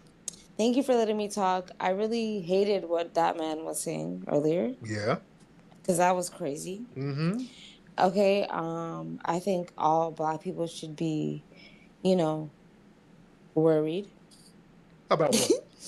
I mean, I think we should be worried about like I'm in Canada, so y'all are in America, And right? aren't you Somali? You Somali? I am Somali. Okay. Is that okay or no? Hey, why wouldn't it be okay? I mean, I'm just asking you. You just put that on me. But you have a flag. Yeah, and I am. Okay. And I am that person. Okay. So, Okay. what are you? Sorry. Are you just an American idiot or what? Okay. Yeah. So what I'm saying is, I just Ma'am, wish. ma'am, What? What? ma'am, Ma'am? Ma'am? I'm Heaven. ma'am, What? What is it? ma'am. Now, ma'am, if I go somewhere and steal your camel, you're not gonna be so. I love a You're not gonna feel so Listen, great. can I carry on? Ma'am, But ma'am, don't go there, ma'am. You're too easy. It's too easy for you, ma'am. okay, can I just finish what I was It's saying? okay, ma'am, but just come. Don't try to go there with me, ma'am. I wasn't, but the thing is, you were, and I I don't wasn't, like it. ma'am. Okay, Don't fine. don't go there. You got way too much forehead to think nasty thoughts like that, ma'am. What? Dig in that Now you're forehead talking and about my dig in forehead? that forehead Shit. and get some better thoughts. Wow. Now, what's on your mind? Let's talk. Love. What's on I your? have. You got what, dear? You know what? You're a problem. Why my Thank you. problem? Go ahead.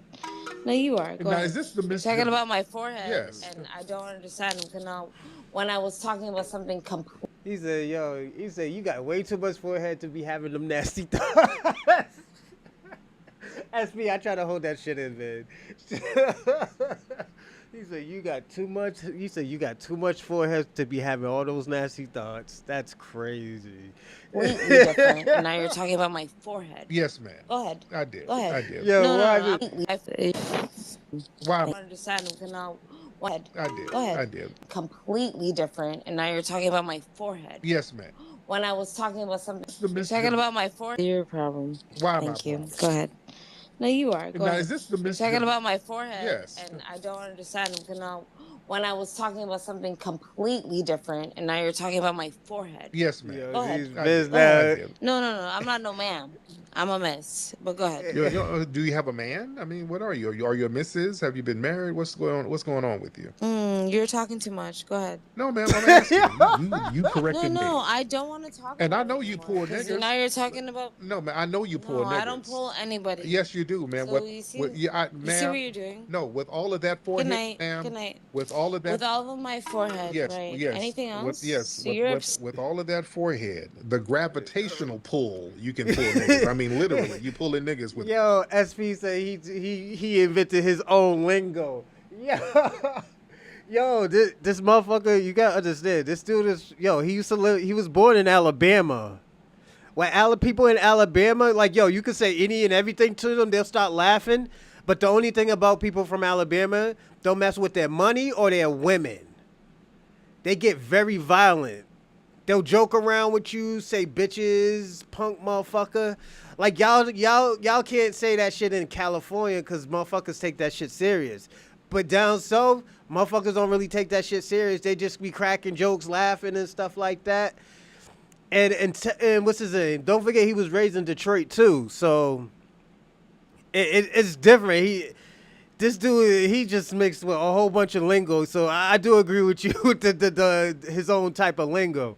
Gravity with that big forehead, ma'am. Oh okay. shit. So you're swearing and you're swearing Now, about my what's on your forehead. mind, beloved? What's on your That mind? You is just I'm not no beloved, love. now, what's on your Please mind? stop. He said, "What's on your I'm not mind?" talking Did about talk about her nothing. forehead. I'm actually not speaking. You're the one speaking about me. Okay, So you are the beloved. okay. So, Please carry on. okay, man. I'm gonna let you go ahead and make Yeah. I'm gonna let No, you I'm make. not actually I'm talking gonna about. make you. I'm gonna let you go ahead and make some midnight injera bread and go to sleep. All right. Let me get you out. You're just babbling. You're doing a lot of tether babbling, beloved. So I'm gonna let you go. All right. Lord, don't play games with me, ma'am. All right. Yeah, he did that Okay. shit. Let's see who we got. Mayo We got a monsters, lot of people in the pussy, building. booty head. Shout out to everybody in here. Oh, We got a shit. lot of Mayonnaise people warrior. in the Yeah. building.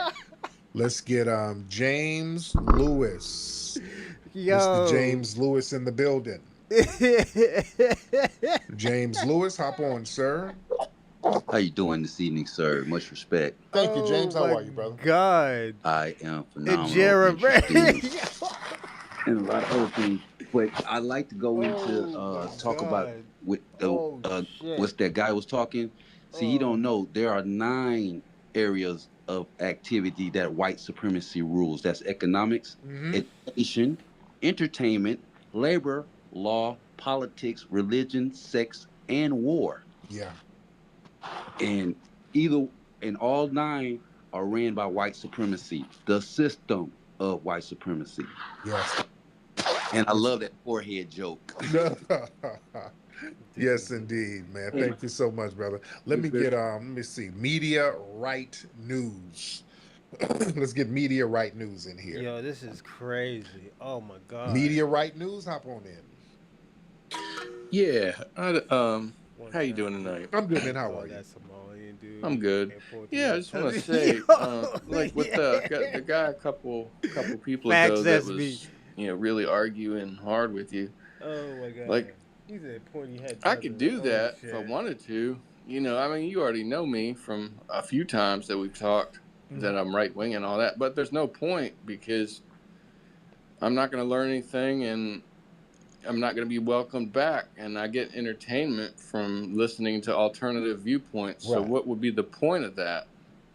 So I just wanted to say that first, and then my question, my respectable question is, when you see people having like arguments about like black on white or white on black violence, like on Twitter and things like that, my only question to you is, do you think people should respond with like, hey, would you say if you said that to me in person, you know, you might not want to do that, or I might, punch you in the face or something like that. Is that like an inappropriate response that might lead to like a bad stereotype or something like that? Or what do you think about when arguments lead He's to a that? pointy head tether. That's crazy. Well, it really depends because the dominant white society, if somebody's using words and they get killed, like Jordan Neely, they seem like they're cool with it. And in the situation where the white guy got stabbed, basically they said because of his words, they said, "Oh, well, words shouldn't affect you, shouldn't have that." So I just don't like the double standards. There's a lot Yeah. of double standards there, and the double. He said, "Yo, man." My man was like, "Yo, man, with your words, man. Yo, why is that getting people killed?" My man, he said, "Yo, why are you mad? Because we could bring up Jordan Neely. Because, like, yo, if we really think about it, this Jordan Neely shit wasn't even long ago. This shit wasn't even like 6 months ago when all this shit happened. In between all this shit's happening. You know? We don't even know Austin Metcalf could have been roided up. He could have been on motherfucking steroids. We don't know, man. Yo, cause yo, you gotta understand these suburban kids, they be taking steroids and shit. You know, that shit makes you wee wee little, man. You know, that's why black people don't take that shit. We just work out, eat great and stuff. You know, all that shit make you wee wee little, man. Fuck that. Once it start messing with your wee wee and stuff, I don't need it, man. Fuck it. You know. They praised. Yeah, they did. They praised that man. They called that man a freedom fighter. That's why I always told people all the time. I was like, yo, Michael Byrd was a freedom fighter. He's more American than anybody on that January 6th. Yo, he popped like, man, he popped hot slugging Ashley Babbitt. Yeah, man, that man's a freedom fighter. He popped the shit. Yo, he popped her, man. He popped her through the glass. Gave her some act right, man. Now she's with her ancestors and shit. So, you know. Double standards are racially based. So that's the Oh, my problem. God. There has to be one standard My man that sent it everybody's to her going to abide ancestors. by. That's crazy.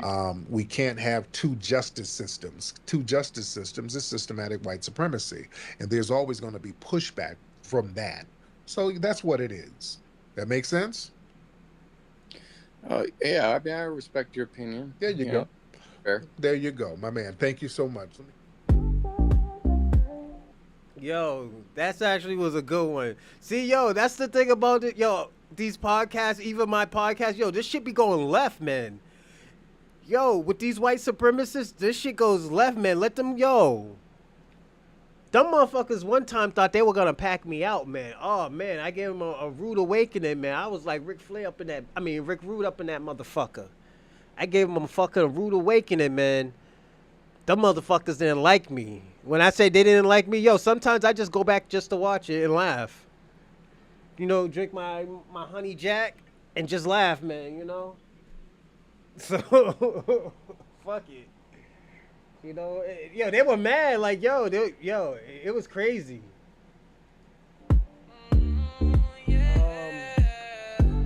So yeah, this is what the white supremacies do, man. That's why I say these motherfuckers is rejects, man. Yo, they're no good to nobody. They're no good to nobody. Like let's personally be honest. What do people get from white supremacy rejects?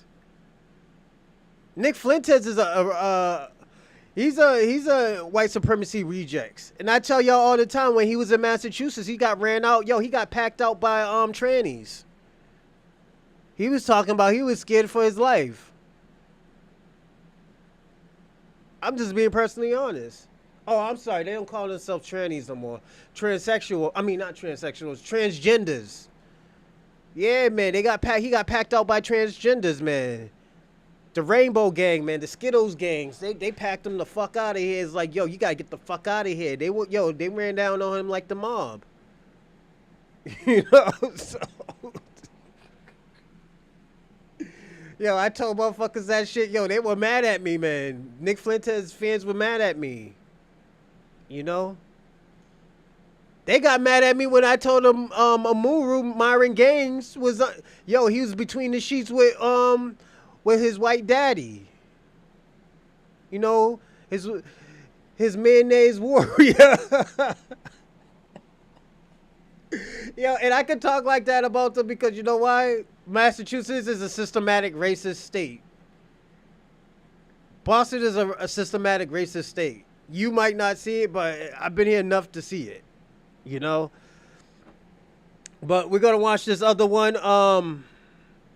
This is like 25 minutes long. I might speed it up a little bit, so don't mind me. Of white supremacy. Because that was, we got to understand that. We got to understand the unwritten rules of white supremacy. Yeah, he had to be. Jeff, I think he is. He's a down low guy. You know, he probably, you know. Because don't forget him and Destiny. I heard the motherfuckers had a sex tape out. You know?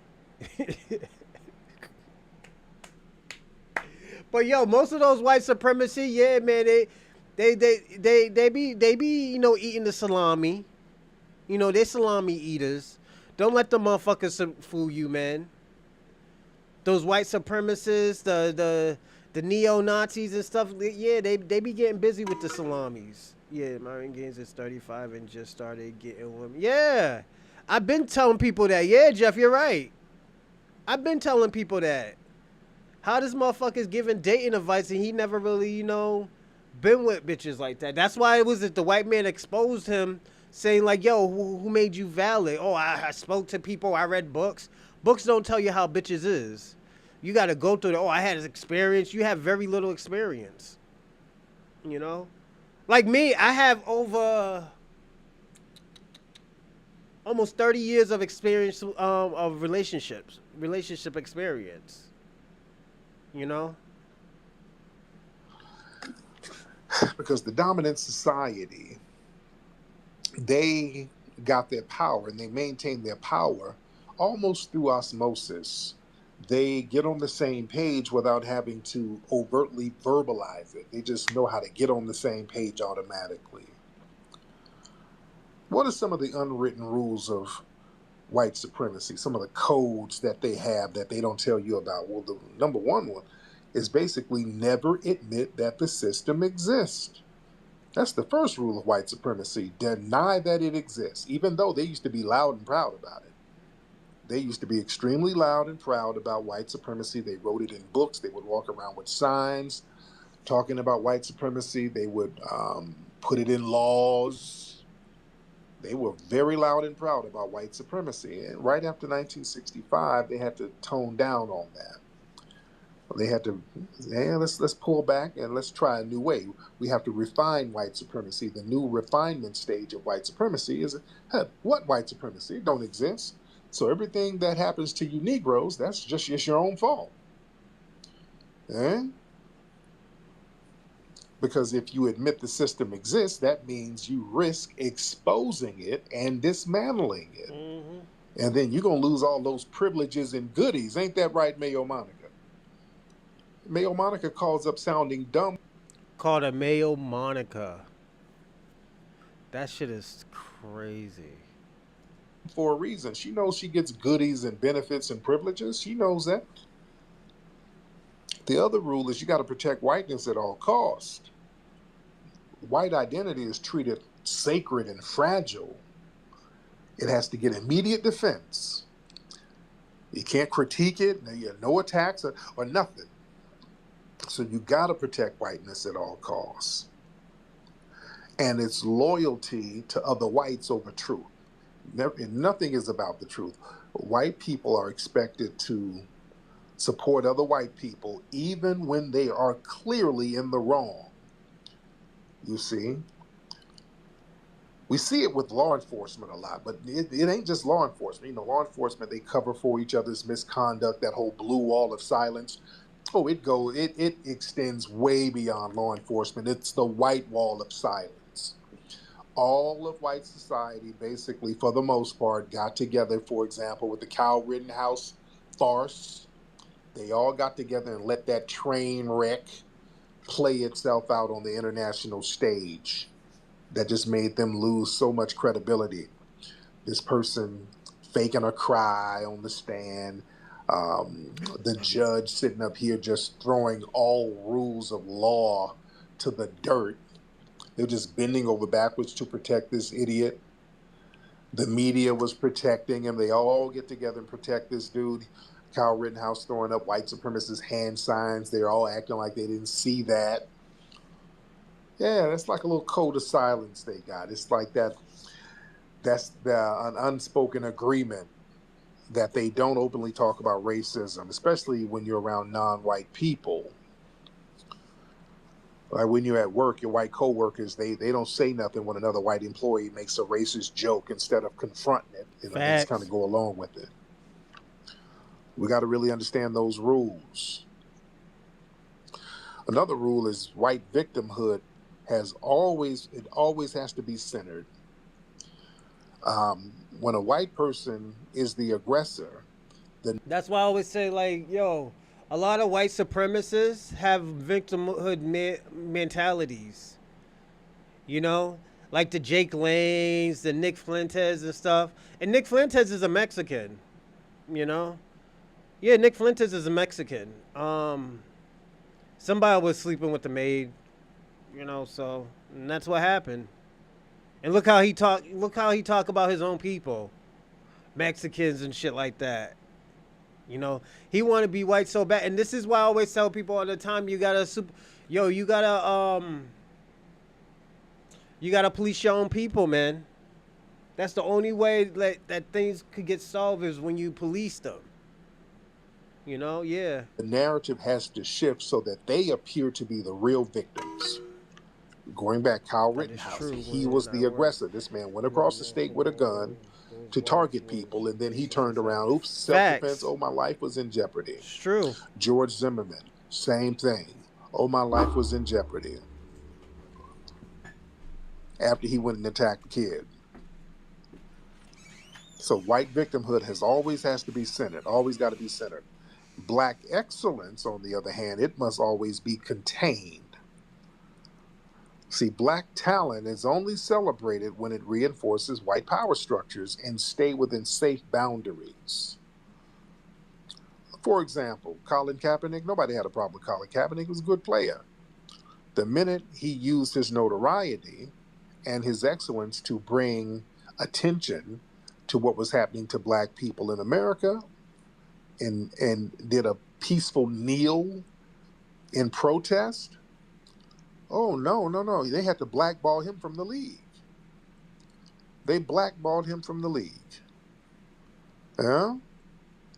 Now, there's white players who've done all types of shit. They don't blackball them. Yeah? Because another one of the rules... Hot, flaming Fritos and bitches. ...of white supremacy is that you reward safe, quote-unquote, black people, and then you punish the outspoken black people. Now, black people who don't really challenge white authority, they're praised to a certain degree. Those who speak out against it, you're smeared, you're silenced. Mm-hmm. And they definitely try to reward the black folks who will throw other black folks under the bus. We have a lot of that performative Samboism, you know, the Candace Owens stuff. And just the fact that they have an industry where people can make money in black society by trashing other blacks, that shows how pervasive the system of white supremacy is. All right? Another one of their unwritten rules is that they weaponize the legal system selectively. See, the laws are applied differently depending on race, and we've been seeing that unfold. We've been seeing that unfold left and right. Now, with Kyle Rittenhouse, going back to the self-defense, Kyle Rittenhouse can go run down people, and when they retaliate against him, he can shoot them, and they say, oops, well, that's self-defense. Our good brother Carmelo Anthony, sitting there minding his business, a couple of suspected white supremacists run up on him, put their hands on him. He neutralizes the threat. Now people want to cry foul. You see? They want to cry foul and play little games with the judicial system. But family, we saw a situation down there in Mississippi. I put up the video the other day of this white supremacist went into a bar up in Mississippi, northern Mississippi, not too far from Memphis. And he was in there calling people the N-word, and they stomped his ears together. And I just saw another video because a lot of the white supremacists was like, well, why? They stripped that man naked too. They stripped him, beat him up. They beat him. Yeah, he caught a beat down. You're doing it. It's just words. You're going to get violent over words. But here's the thing. There's another video that came out of the owner had video from inside. And inside, the white supremacist guy, he was there, and I think he was there with another white guy. The other white guy disappeared. But the drunk white supremacist was in there dancing and acting a fool. Then he started arguing with the security and just calling them the N-word, just yelling the N-word. The white supremacist male left. Then he came back and then pushed the security guard. He pushed the black guard. He was calling him the N-word. Then he put his hands on him. That's when they stomped his damn ears together. As they should. All right? That's when they stomped him out. But even when it was the guy was just making racial epithets, a lot of the white supremacists was like, well, it's just words. Why should you get violent over words? You know, good question, because y'all got violent over words with Jordan Neely. When Jordan Neely was on the train saying words, Daniel Penny came up from behind and choked him to death, and y'all said that was okay. So according to you white supremacists, words can lead to a physical altercation that's justified, right? Let me get Mayo Monica in here. Let me see if she agrees with me. Let me get a white voice. Mayo Monica, am I speaking truth to power, dear? Mayo Monica? Unmute your microphone, dear. Mayo Monica, where you at? Oh, I'm here. I just thought you weren't going to talk to me. Yeah, I'm talking to you now. So, yeah, do you agree? Because you were saying that we're causing white people to get beat up and all of that. So, y'all like to say that words shouldn't lead to violence, but you guys were fine when Jordan Neely used words and there was violence and he got killed. Y'all were cool with that, right? Oh no, I didn't say that white people are not. If you're saying something stupid in a situation where you're going to get ass beat, that's, free speech has consequences. So no, I'm not saying that people can say whatever they want wherever they want. You better protect yourself. But there's gonna be a but. Watch. You were complaining though the other day and today, saying that we are making white people get beat up, and they're saying. What do you mean? I said y'all are making people get beat up. Yeah, remember when you said that? Okay, because of your music? Is that what I said? No. Okay, you're so drunk, you don't even know what you're saying. You just saying stuff and not realizing. Okay, explain what you're talking about, because I never said that your speech is why you're getting beat up. You kind of did. Unless You you're were on yesterday. Yeah, you unless were you're on being yesterday. hateful. You were on yesterday saying that we are getting Are white. you being hateful towards white people? You were Are you saying being hateful? that we were getting white people beat up, and I'm like, how? Okay, so are you being hateful towards white people? No, Are I'm you being not. racist? No. What do you mean? Okay, You're not good being Lord. racist. Oh, she's drunk, high, and confused. Okay, just completely. I can't. There's no talking to her. She's too high and too damn confused. Okay, well, she just be saying shit. Okay, because she called the other day talking about it. We're getting white people beat up by showing these videos. No, if you run around yelling the N word, shit's gonna happen. Mm-hmm. Now she's acting dumb. She ain't that dumb. She know what I'm talking about. She ain't that damn dumb. She's playing dumb. That's another thing. That's another code of white supremacy. Play dumb. Act like you don't know nothing. Act like you can't comprehend something in order to maintain the system. The play dumb tactic. They're very good at that. Well, George Floyd, he died of fentanyl. Yeah, it wasn't choke. He was dying. That's the playing dumb. Trump was playing dumb the other day, talking about his white genocide in South Africa. There's white people are getting killed by there's a genocide. I seen the videos of whites getting. He's playing dumb. He knows no damn genocide over there. Playing dumb in order to justify your aggressive actions. Yeah. But the thing is, another rule, an unwritten rule of white supremacy is cultural appropriation of us. That's acceptable, but cultural credit is not. You're always supposed to appropriate our culture. You're supposed to take things from black culture. Anything in black culture, you steal it, commodify it, you can celebrate it without crediting the black creators. You always take our stuff, and when you take it and then start laying claim to it, you're never supposed to give credit to where credit is due. That's a major thing. And white rage, that's another rule. White rage is justified. Black anger is always criminalized. White people expressing outrage, that's passionate or misunderstood. Now, black people, Yo, Kwame, ain't nobody gonna do nothing to you, man. I'm gonna be personally honest. This is Twitter, man.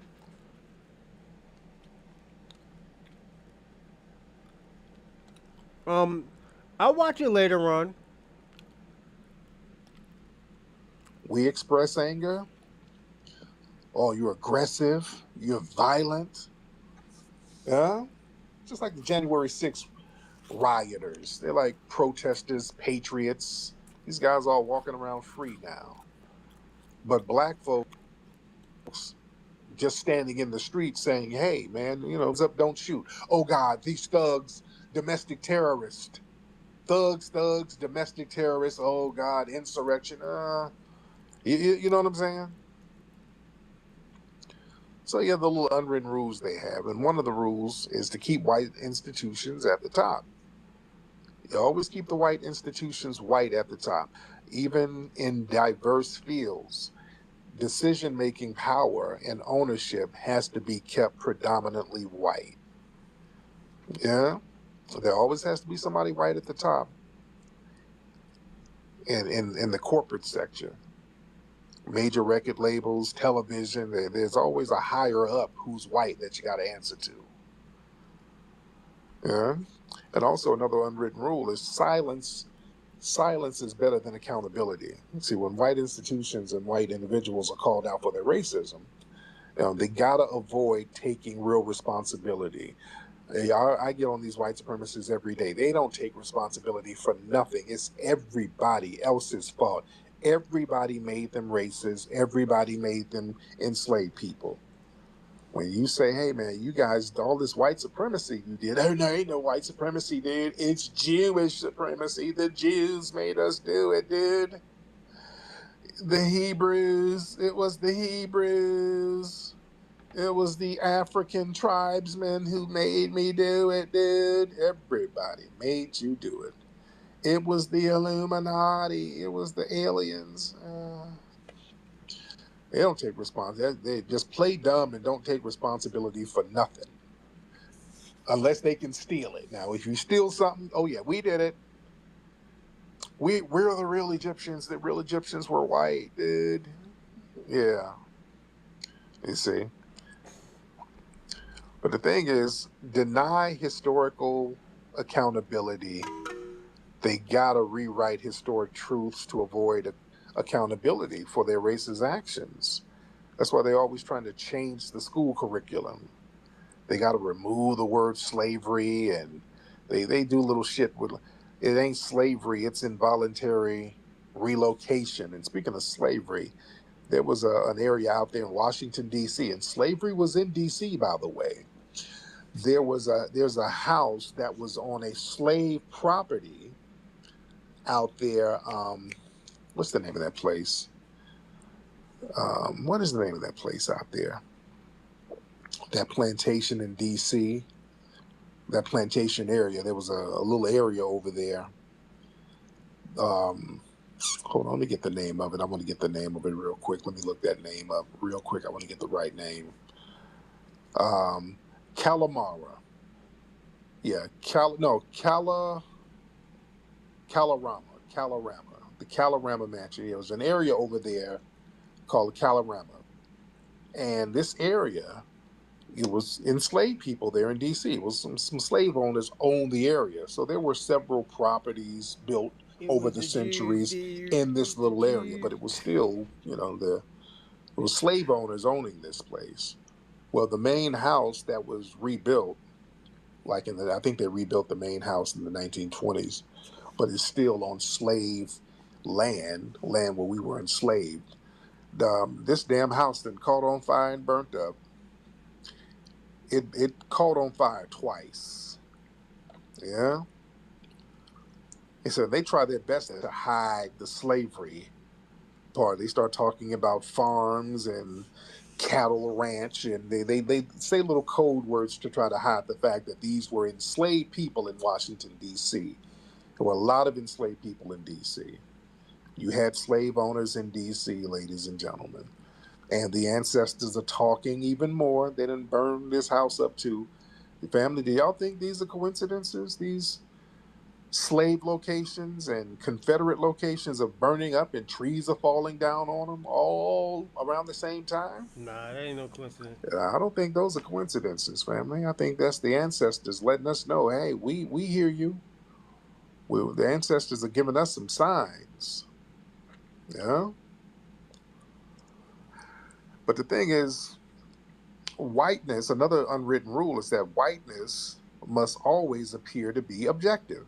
See, white people in institutions, they have to be to appear to be neutral, unbiased, even though they maintain systematic advantages. So that's all cap. Like a black person committing a crime, especially a violent crime. Oh, he's all types of thugs, all the black community. You start seeing everybody get arrested. Fact. Huh? Oh, there was an accessory after the fact. Oh, the black community. Oh, this is the black problem. Oh, this is black culture. Now, when a white man, a white boy shoots up a school or a crowd of people every other week, it happens all the time. Well, he was a lone wolf. He was a troubled youth. Well, he was on bad medication. They have to frame the narrative a certain way that still kind of victimizes him. Well, he was a product of the school system. The school system let him down. Well, he was on medication and the medical industry let him down. It's that type of thing. But one of the main unwritten rules of white supremacy is you never let black people define themselves. See, white society, they feel entitled to define what black means, who's acceptable, and which movements are legitimate. Facts. This is why when we label ourselves foundational black Americans, boy, they have a hissy fit. We've given ourselves a label. It has caught on. It's mainstreamed. Many people are identifying as our own name ethnic group. And we've been an ethnic group for forever on this land. And we've identified ourselves on our own terms. They're like, oh, wait a minute, that's called power.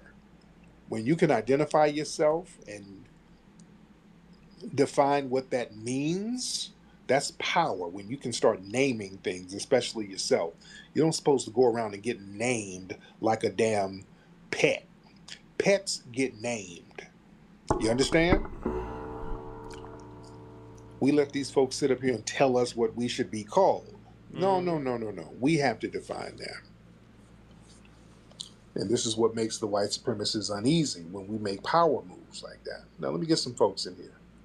Let's get Richard Dawkins in here. Richard Dawkins. Mr. Richard Dawkins, hop on in. Mr. Richard, you want to talk? Hello, can you hear me? Yes, I can hear you, Richard.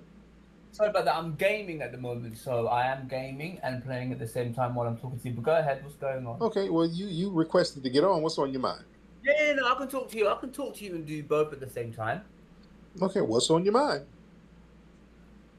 I don't know, like, what were you talking about? You were just talking about something. We could talk. Richard, go on in there and eat you some tea and crumpets or whatever you do over there in the UK. I'm not going to sit here and rehash the broadcast. Good Lord. We're going to go on to the next one. This one is a Twitter space. I know y'all like the Twitter spaces. So that video that we just watched, we just seen what was white supremacy. This told us the rules and how to understand white supremacy. White supremacy, it's a odd system. The reason why it's odd because you don't have to be white to be a part of the white supremacy. You know, Indians use white supremacy. Asians use white supremacies. Even Latinos use white supremacies when they fuck with the colorism thing. You know, so yeah, like I said, it's a weird system. I hope y'all got to understand it. Me, I'm not big on it. You fled over here with a nigga named Victor, but we're not Victors. Why are you focusing? Victor Cruz and Victor Fernandez. You fled over here with a nigga named Victor, but we're not Victors. You fled with a nigga named Victor, but we're not Victors. We're victimized by the white supremacists, sir. That's the reality. That is nonsense. We are not victimized. We are victors. You know what? You know what's interesting, Tariq? Yes. Yeah. I expected more from you. Right, I expected more from you. Now, let me just say one thing. What did you expect from me? Tariq, give me a second. Let me just say one thing. Let me say one thing. Because what you're gonna get from me is the truth. I don't sit here bullshitting people. I'm not here to make you feel good. I'm here. I'm a truth teller. I kick it and just say what it is. But go ahead. And I respect that. But we need to change our mindset. You know, I just finished reading this great book called Black Rednecks and White Liberals, and it's so interesting that Thomas Sowell says that most Black Americans' behavioral patterns are not original, right? They inherited those behavioral patterns from a white Southern dirty rednecks, and that's my point. We need to change our mindset. Even Black. And that Thomas Sowell is a paid coon. He says Sambo. And how we know that you're not a paid coon? Because you're promoting victimhood. Because I'm too thorough. I'm too thorough. I got too much grassroots support. That's how you know. Thomas Sowell don't. White supremacists can't stand me. That's how we know. You understand? Thomas Sowell says a lot of stuff that the white supremacists want to hear. We don't got nothing to do with no redneck culture. Rednecks are dirty, filthy trailer trash. Foundational Black Americans, we ain't never been no dirty, filthy, trashy people. We ain't never been no funky, musty, dusty, shantytown living Negroes. That ain't never been our culture. We've been the epitome of cleanliness and morality. Let's keep it a buck. That's not us whatsoever. We despise that dirty redneck culture. So that's all cap. No. That's debatable. So you're talking. How so? Debatable. How so? Go ahead, my brother. Where you at? Yeah, I'm here. I'm here. Okay. That's debatable. If you do your research in the antebellum South, before Black people even adopted certain mentalities, right? They got those behavioral patterns from white dirty rednecks. Now, the facts are the facts. Thomas Sowell has substantiated these claims. Like what? So, What did we get from them? What did we get? Yeah. You said what? What did we get from the rednecks? Oh, AAVE, Black English, sexual laxity, this lethargic, lazy mindset that we have. We got those from white rednecks, but you refuse to accept the Lazy? truth. No. Hold on. Lazy? Excuse me. How you a slave and lazy? What What the hell? Hold on. Give me a second. Wait. How First you of a all, lazy hold on. slave? And No. whatever. First of all, hold on. First of all, in the words of Victor Hugo, there's visible labor and invisible labor. So, invisible labor means that you're mentally working. So, one can argue that the architects of that built America were the mental workers. Right? Where John D. Rockefeller. One can also argue that just because you were a slave doesn't mean you had a great work ethic. Oh, yeah. Not only that doesn't mean your work ethic was impeccable. Hold on, because we were doing a lot of the inventing. That's why after slavery, we started getting patents left and right, because during slavery, we couldn't get patents. That's why many of these famous inventions, if you dig past and look underneath, you see a lot of black people were doing the blueprints. A lot of black people were behind the engineering. A lot of the bridges and the railroads, you had black engineers like Horace King, who was enslaved, who was an architect. You go down to some of these plantations in Louisiana and South Carolina, they'll tell you the black people who were the architects of them. Come on now. When you look at the cotton gin, Eli Whitney, they got that from a black person. So yeah, we were the brains behind a lot of this stuff. Lewis Latimer, Alexander Graham Bell, the person who did the blueprints was Lewis Latimer for the damn phone.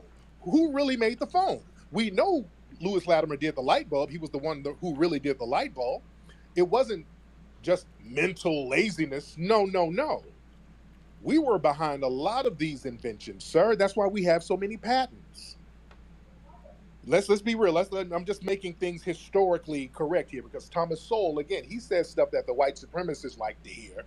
They like to hear about how lazy we absolutely are, and we're like lazy rednecks. They like to hear that type of stuff. We absolutely. ain't like damn rednecks. No, we ain't. We ain't never been dirty and filthy.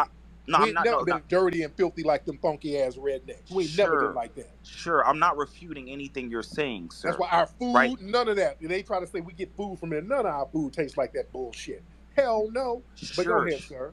Yeah, no, I'm not refuting anything you're saying here, sir. What I'm simply saying is that we can't sit here and perpetuate this rhetoric that we're victims. We are not victims. That's one. Two, yes, those inventions are true. Historically, what you're saying is factual. But also, we can't ignore that white people were just as innovative and creative. We cannot sit here and ignore historical facts that John D. Rockefeller and some of these white men, they were the architects that built America. Now, I'm going to give credit where credit's due here. Yes, in terms of manual labor, yes, we had a monopoly on that. Awesome, that's great. But we have to agree that the making of America, the building of America, was a collaborative effort. Right? But the thing is, we've always been the secret sauce, because when the white supremacists tried to do it on their own, they failed. If you've always been the secret sauce, stop begging for reparations then. If you guys have been... No. If you owe us, no. That's not begging. If you owe us, we want what's owed. We are the No, it does. Slow down. If you owe us, give me what's owed. You're not going to sit up here and just work all of this labor and all of this wealth out of us, and we don't say nothing. And no. We're standing on business. You gonna pay us? No. Tariq. They gonna pay us our money. They owe us. This ain't begging. You beg for a green card.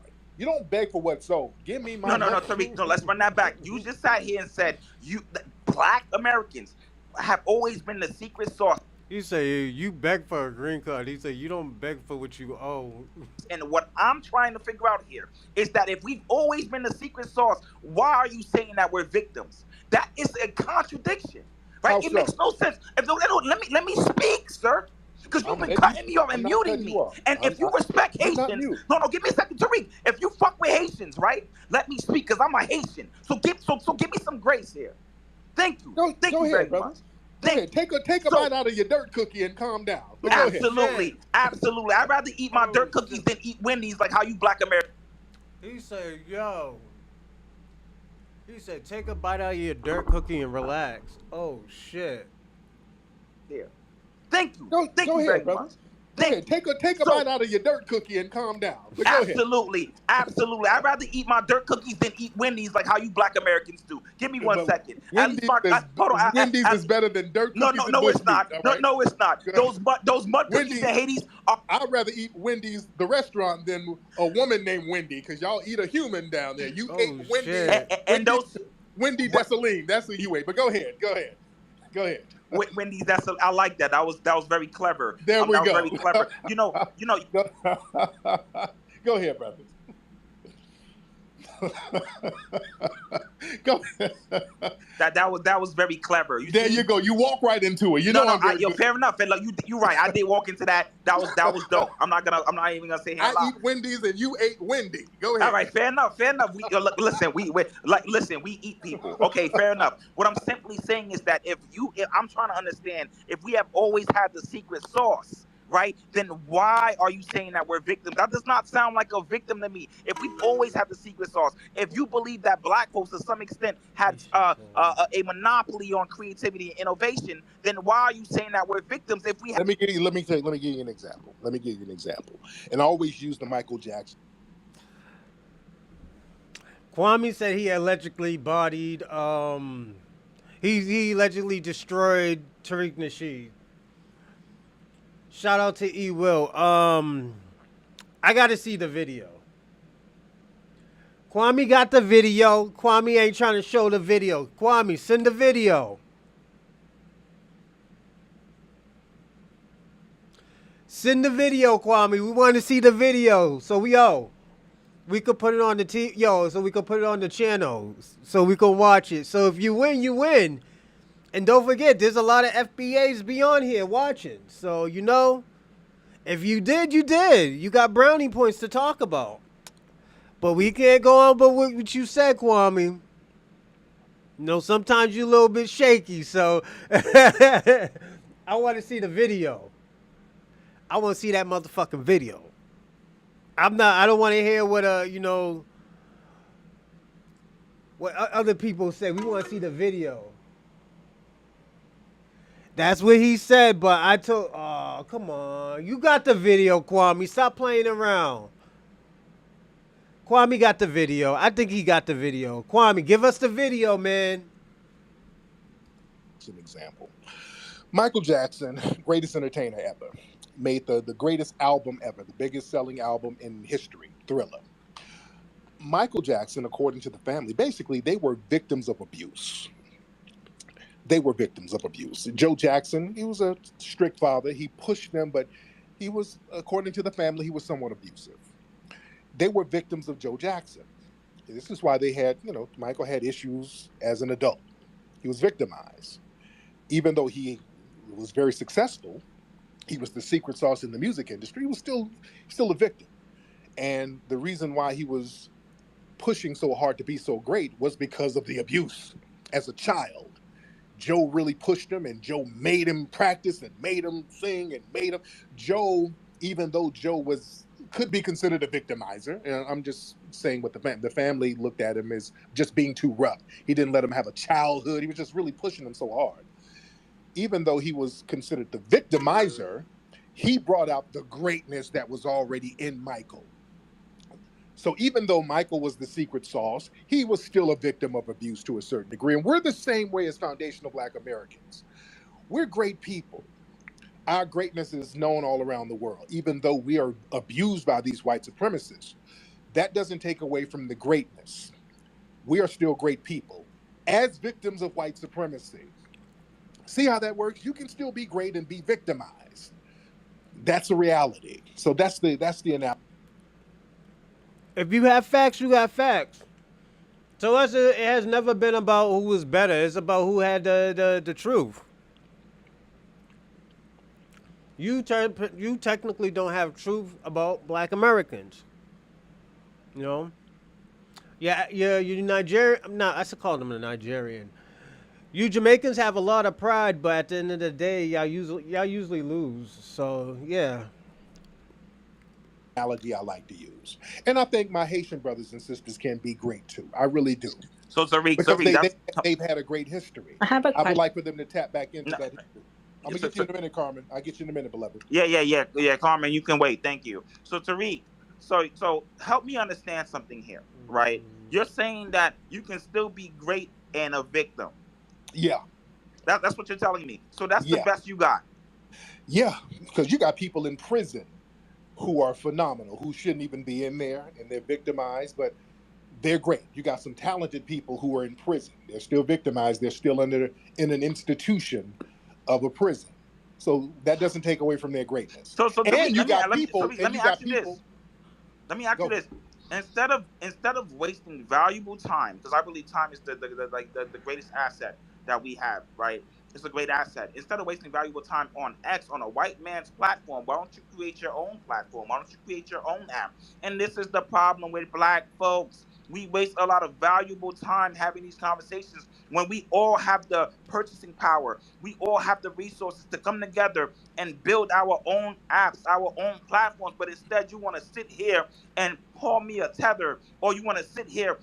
And this is what I'm saying. To me, in my opinion, it seems to me that there's a poverty of the imagination in most black Americans. Right? This is why I call you guys foundational broke Americans. I don't mean you guys are broke financially. I mean you guys are broke psychologically, creatively, because Tariq, you are very. But you're a Haitian. You see how that sounds coming from a Haitian? You can't say that, and you come from the most impoverished place in the Western Hemisphere. You're not at liberty to point fingers. Yo, this is what I be telling. Yo, this is why I tell you, Kwame. I actually felt bad for Tariq. Kwame, we need to see the tape. And if you did this one time, you could do it again. You go do that, record it, so we can all watch it, and I'll put it on the show. I promise I will. You I'm understand? not.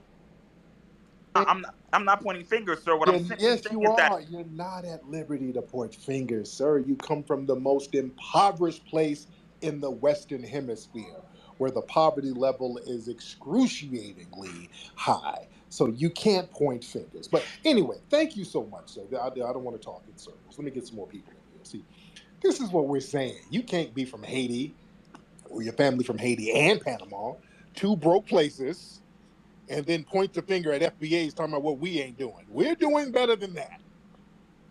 Carmen, hop on, ma'am. Oh my gosh. How are you, Carmen? Turn your microphone on, dear. Carmen? I'm good. Yeah. Can you just not do the muting thing all the time? Because. Oh, no, no, no. We got to have decorum, man, because what happens, a lot of non-FBA people, they're used to just bickering and yelling and talking over each other, and nobody can understand anything. So if there's not any real decorum, I have to have order in here. So Yeah, that's why we got to have order. But I, go ahead. I understand, man. Now, you're Latina. I hear your Latina accent. What are you, Puerto Rican or Cuban? Oh, no, no, no. I'm not. No. I don't hear a Latin accent, Carmen. No. I'm Canadian. Maybe that's what. Oh, okay. Okay. Canadian. Yeah. A black Canadian girl. Where's your family from? Do I have to go into all of that, or? This, Okay. ma'am, this is not let's make a deal. All My right. my parents are from Jamaica. Okay. Okay. Now, what's on your mind? I was close, but what's on your mind, dear? So, I just wanted to just ask a question Go ahead. on what Power was saying. Um, it might be a little bit off topic, and I'm not placing judgment on anybody. Mm-hmm. But in terms of like the Black community, okay, what do you think is going to drive us towards real change? Okay, and what I mean by that is not depending on the powers that be, because I do not necessarily believe that they have our best interest at heart. Okay. And let me just give a little bit of an example. Okay. So when 2008 came about and Obama was being considered for president, and everybody worldwide was excited. We were even celebrating here in Canada. And it became a little bit of a concern after his 4-year term ended because there wasn't much change that occurred, right? Mm-hmm. So, if we all could remember back in 2008, that's basically um, was Obama's Ain't slogan, she right? from Canada? Change, Why she care? right? Seeing change in America, seeing change in the world. And then, especially with the Black community, being that the Black people were classifying him as Black, right? Mm-hmm. Even though he's biracial, but we're still going to classify him as Black because he is ethnic, regardless of his parental figures, right? So even though we understood that he had a white mother, we still labeled him as Black because we were really looking forward to the change that Obama was due to bring, right? So now, after these 8 years passed, right? I'm not saying that President Obama didn't do anything for those 8 years, okay? Not for us. No, he didn't do anything for us. But go ahead. Right, right. So that's the point I'm gonna get to, right? Because I know people are gonna say, well, he couldn't possibly do much within the 8 years. We became president, and Donald Trump um, became president. Donald Trump basically set us back 50 years, okay? And then we had Joe Biden, who was president for 4 years, basically didn't even do anything. He was like a walking zombie, okay? And now everyone is advocating for Kamala Harris. So my question is, or Kamala, sorry. My question is, right? What do we really expect Kamala, even if Kamala does become president, okay, regardless if it's her or Donald Trump, if Kamala does become president, what do we think Kamala is really going to do to bring change to the world, let alone the Black race, okay, to move us further into a better future for not only our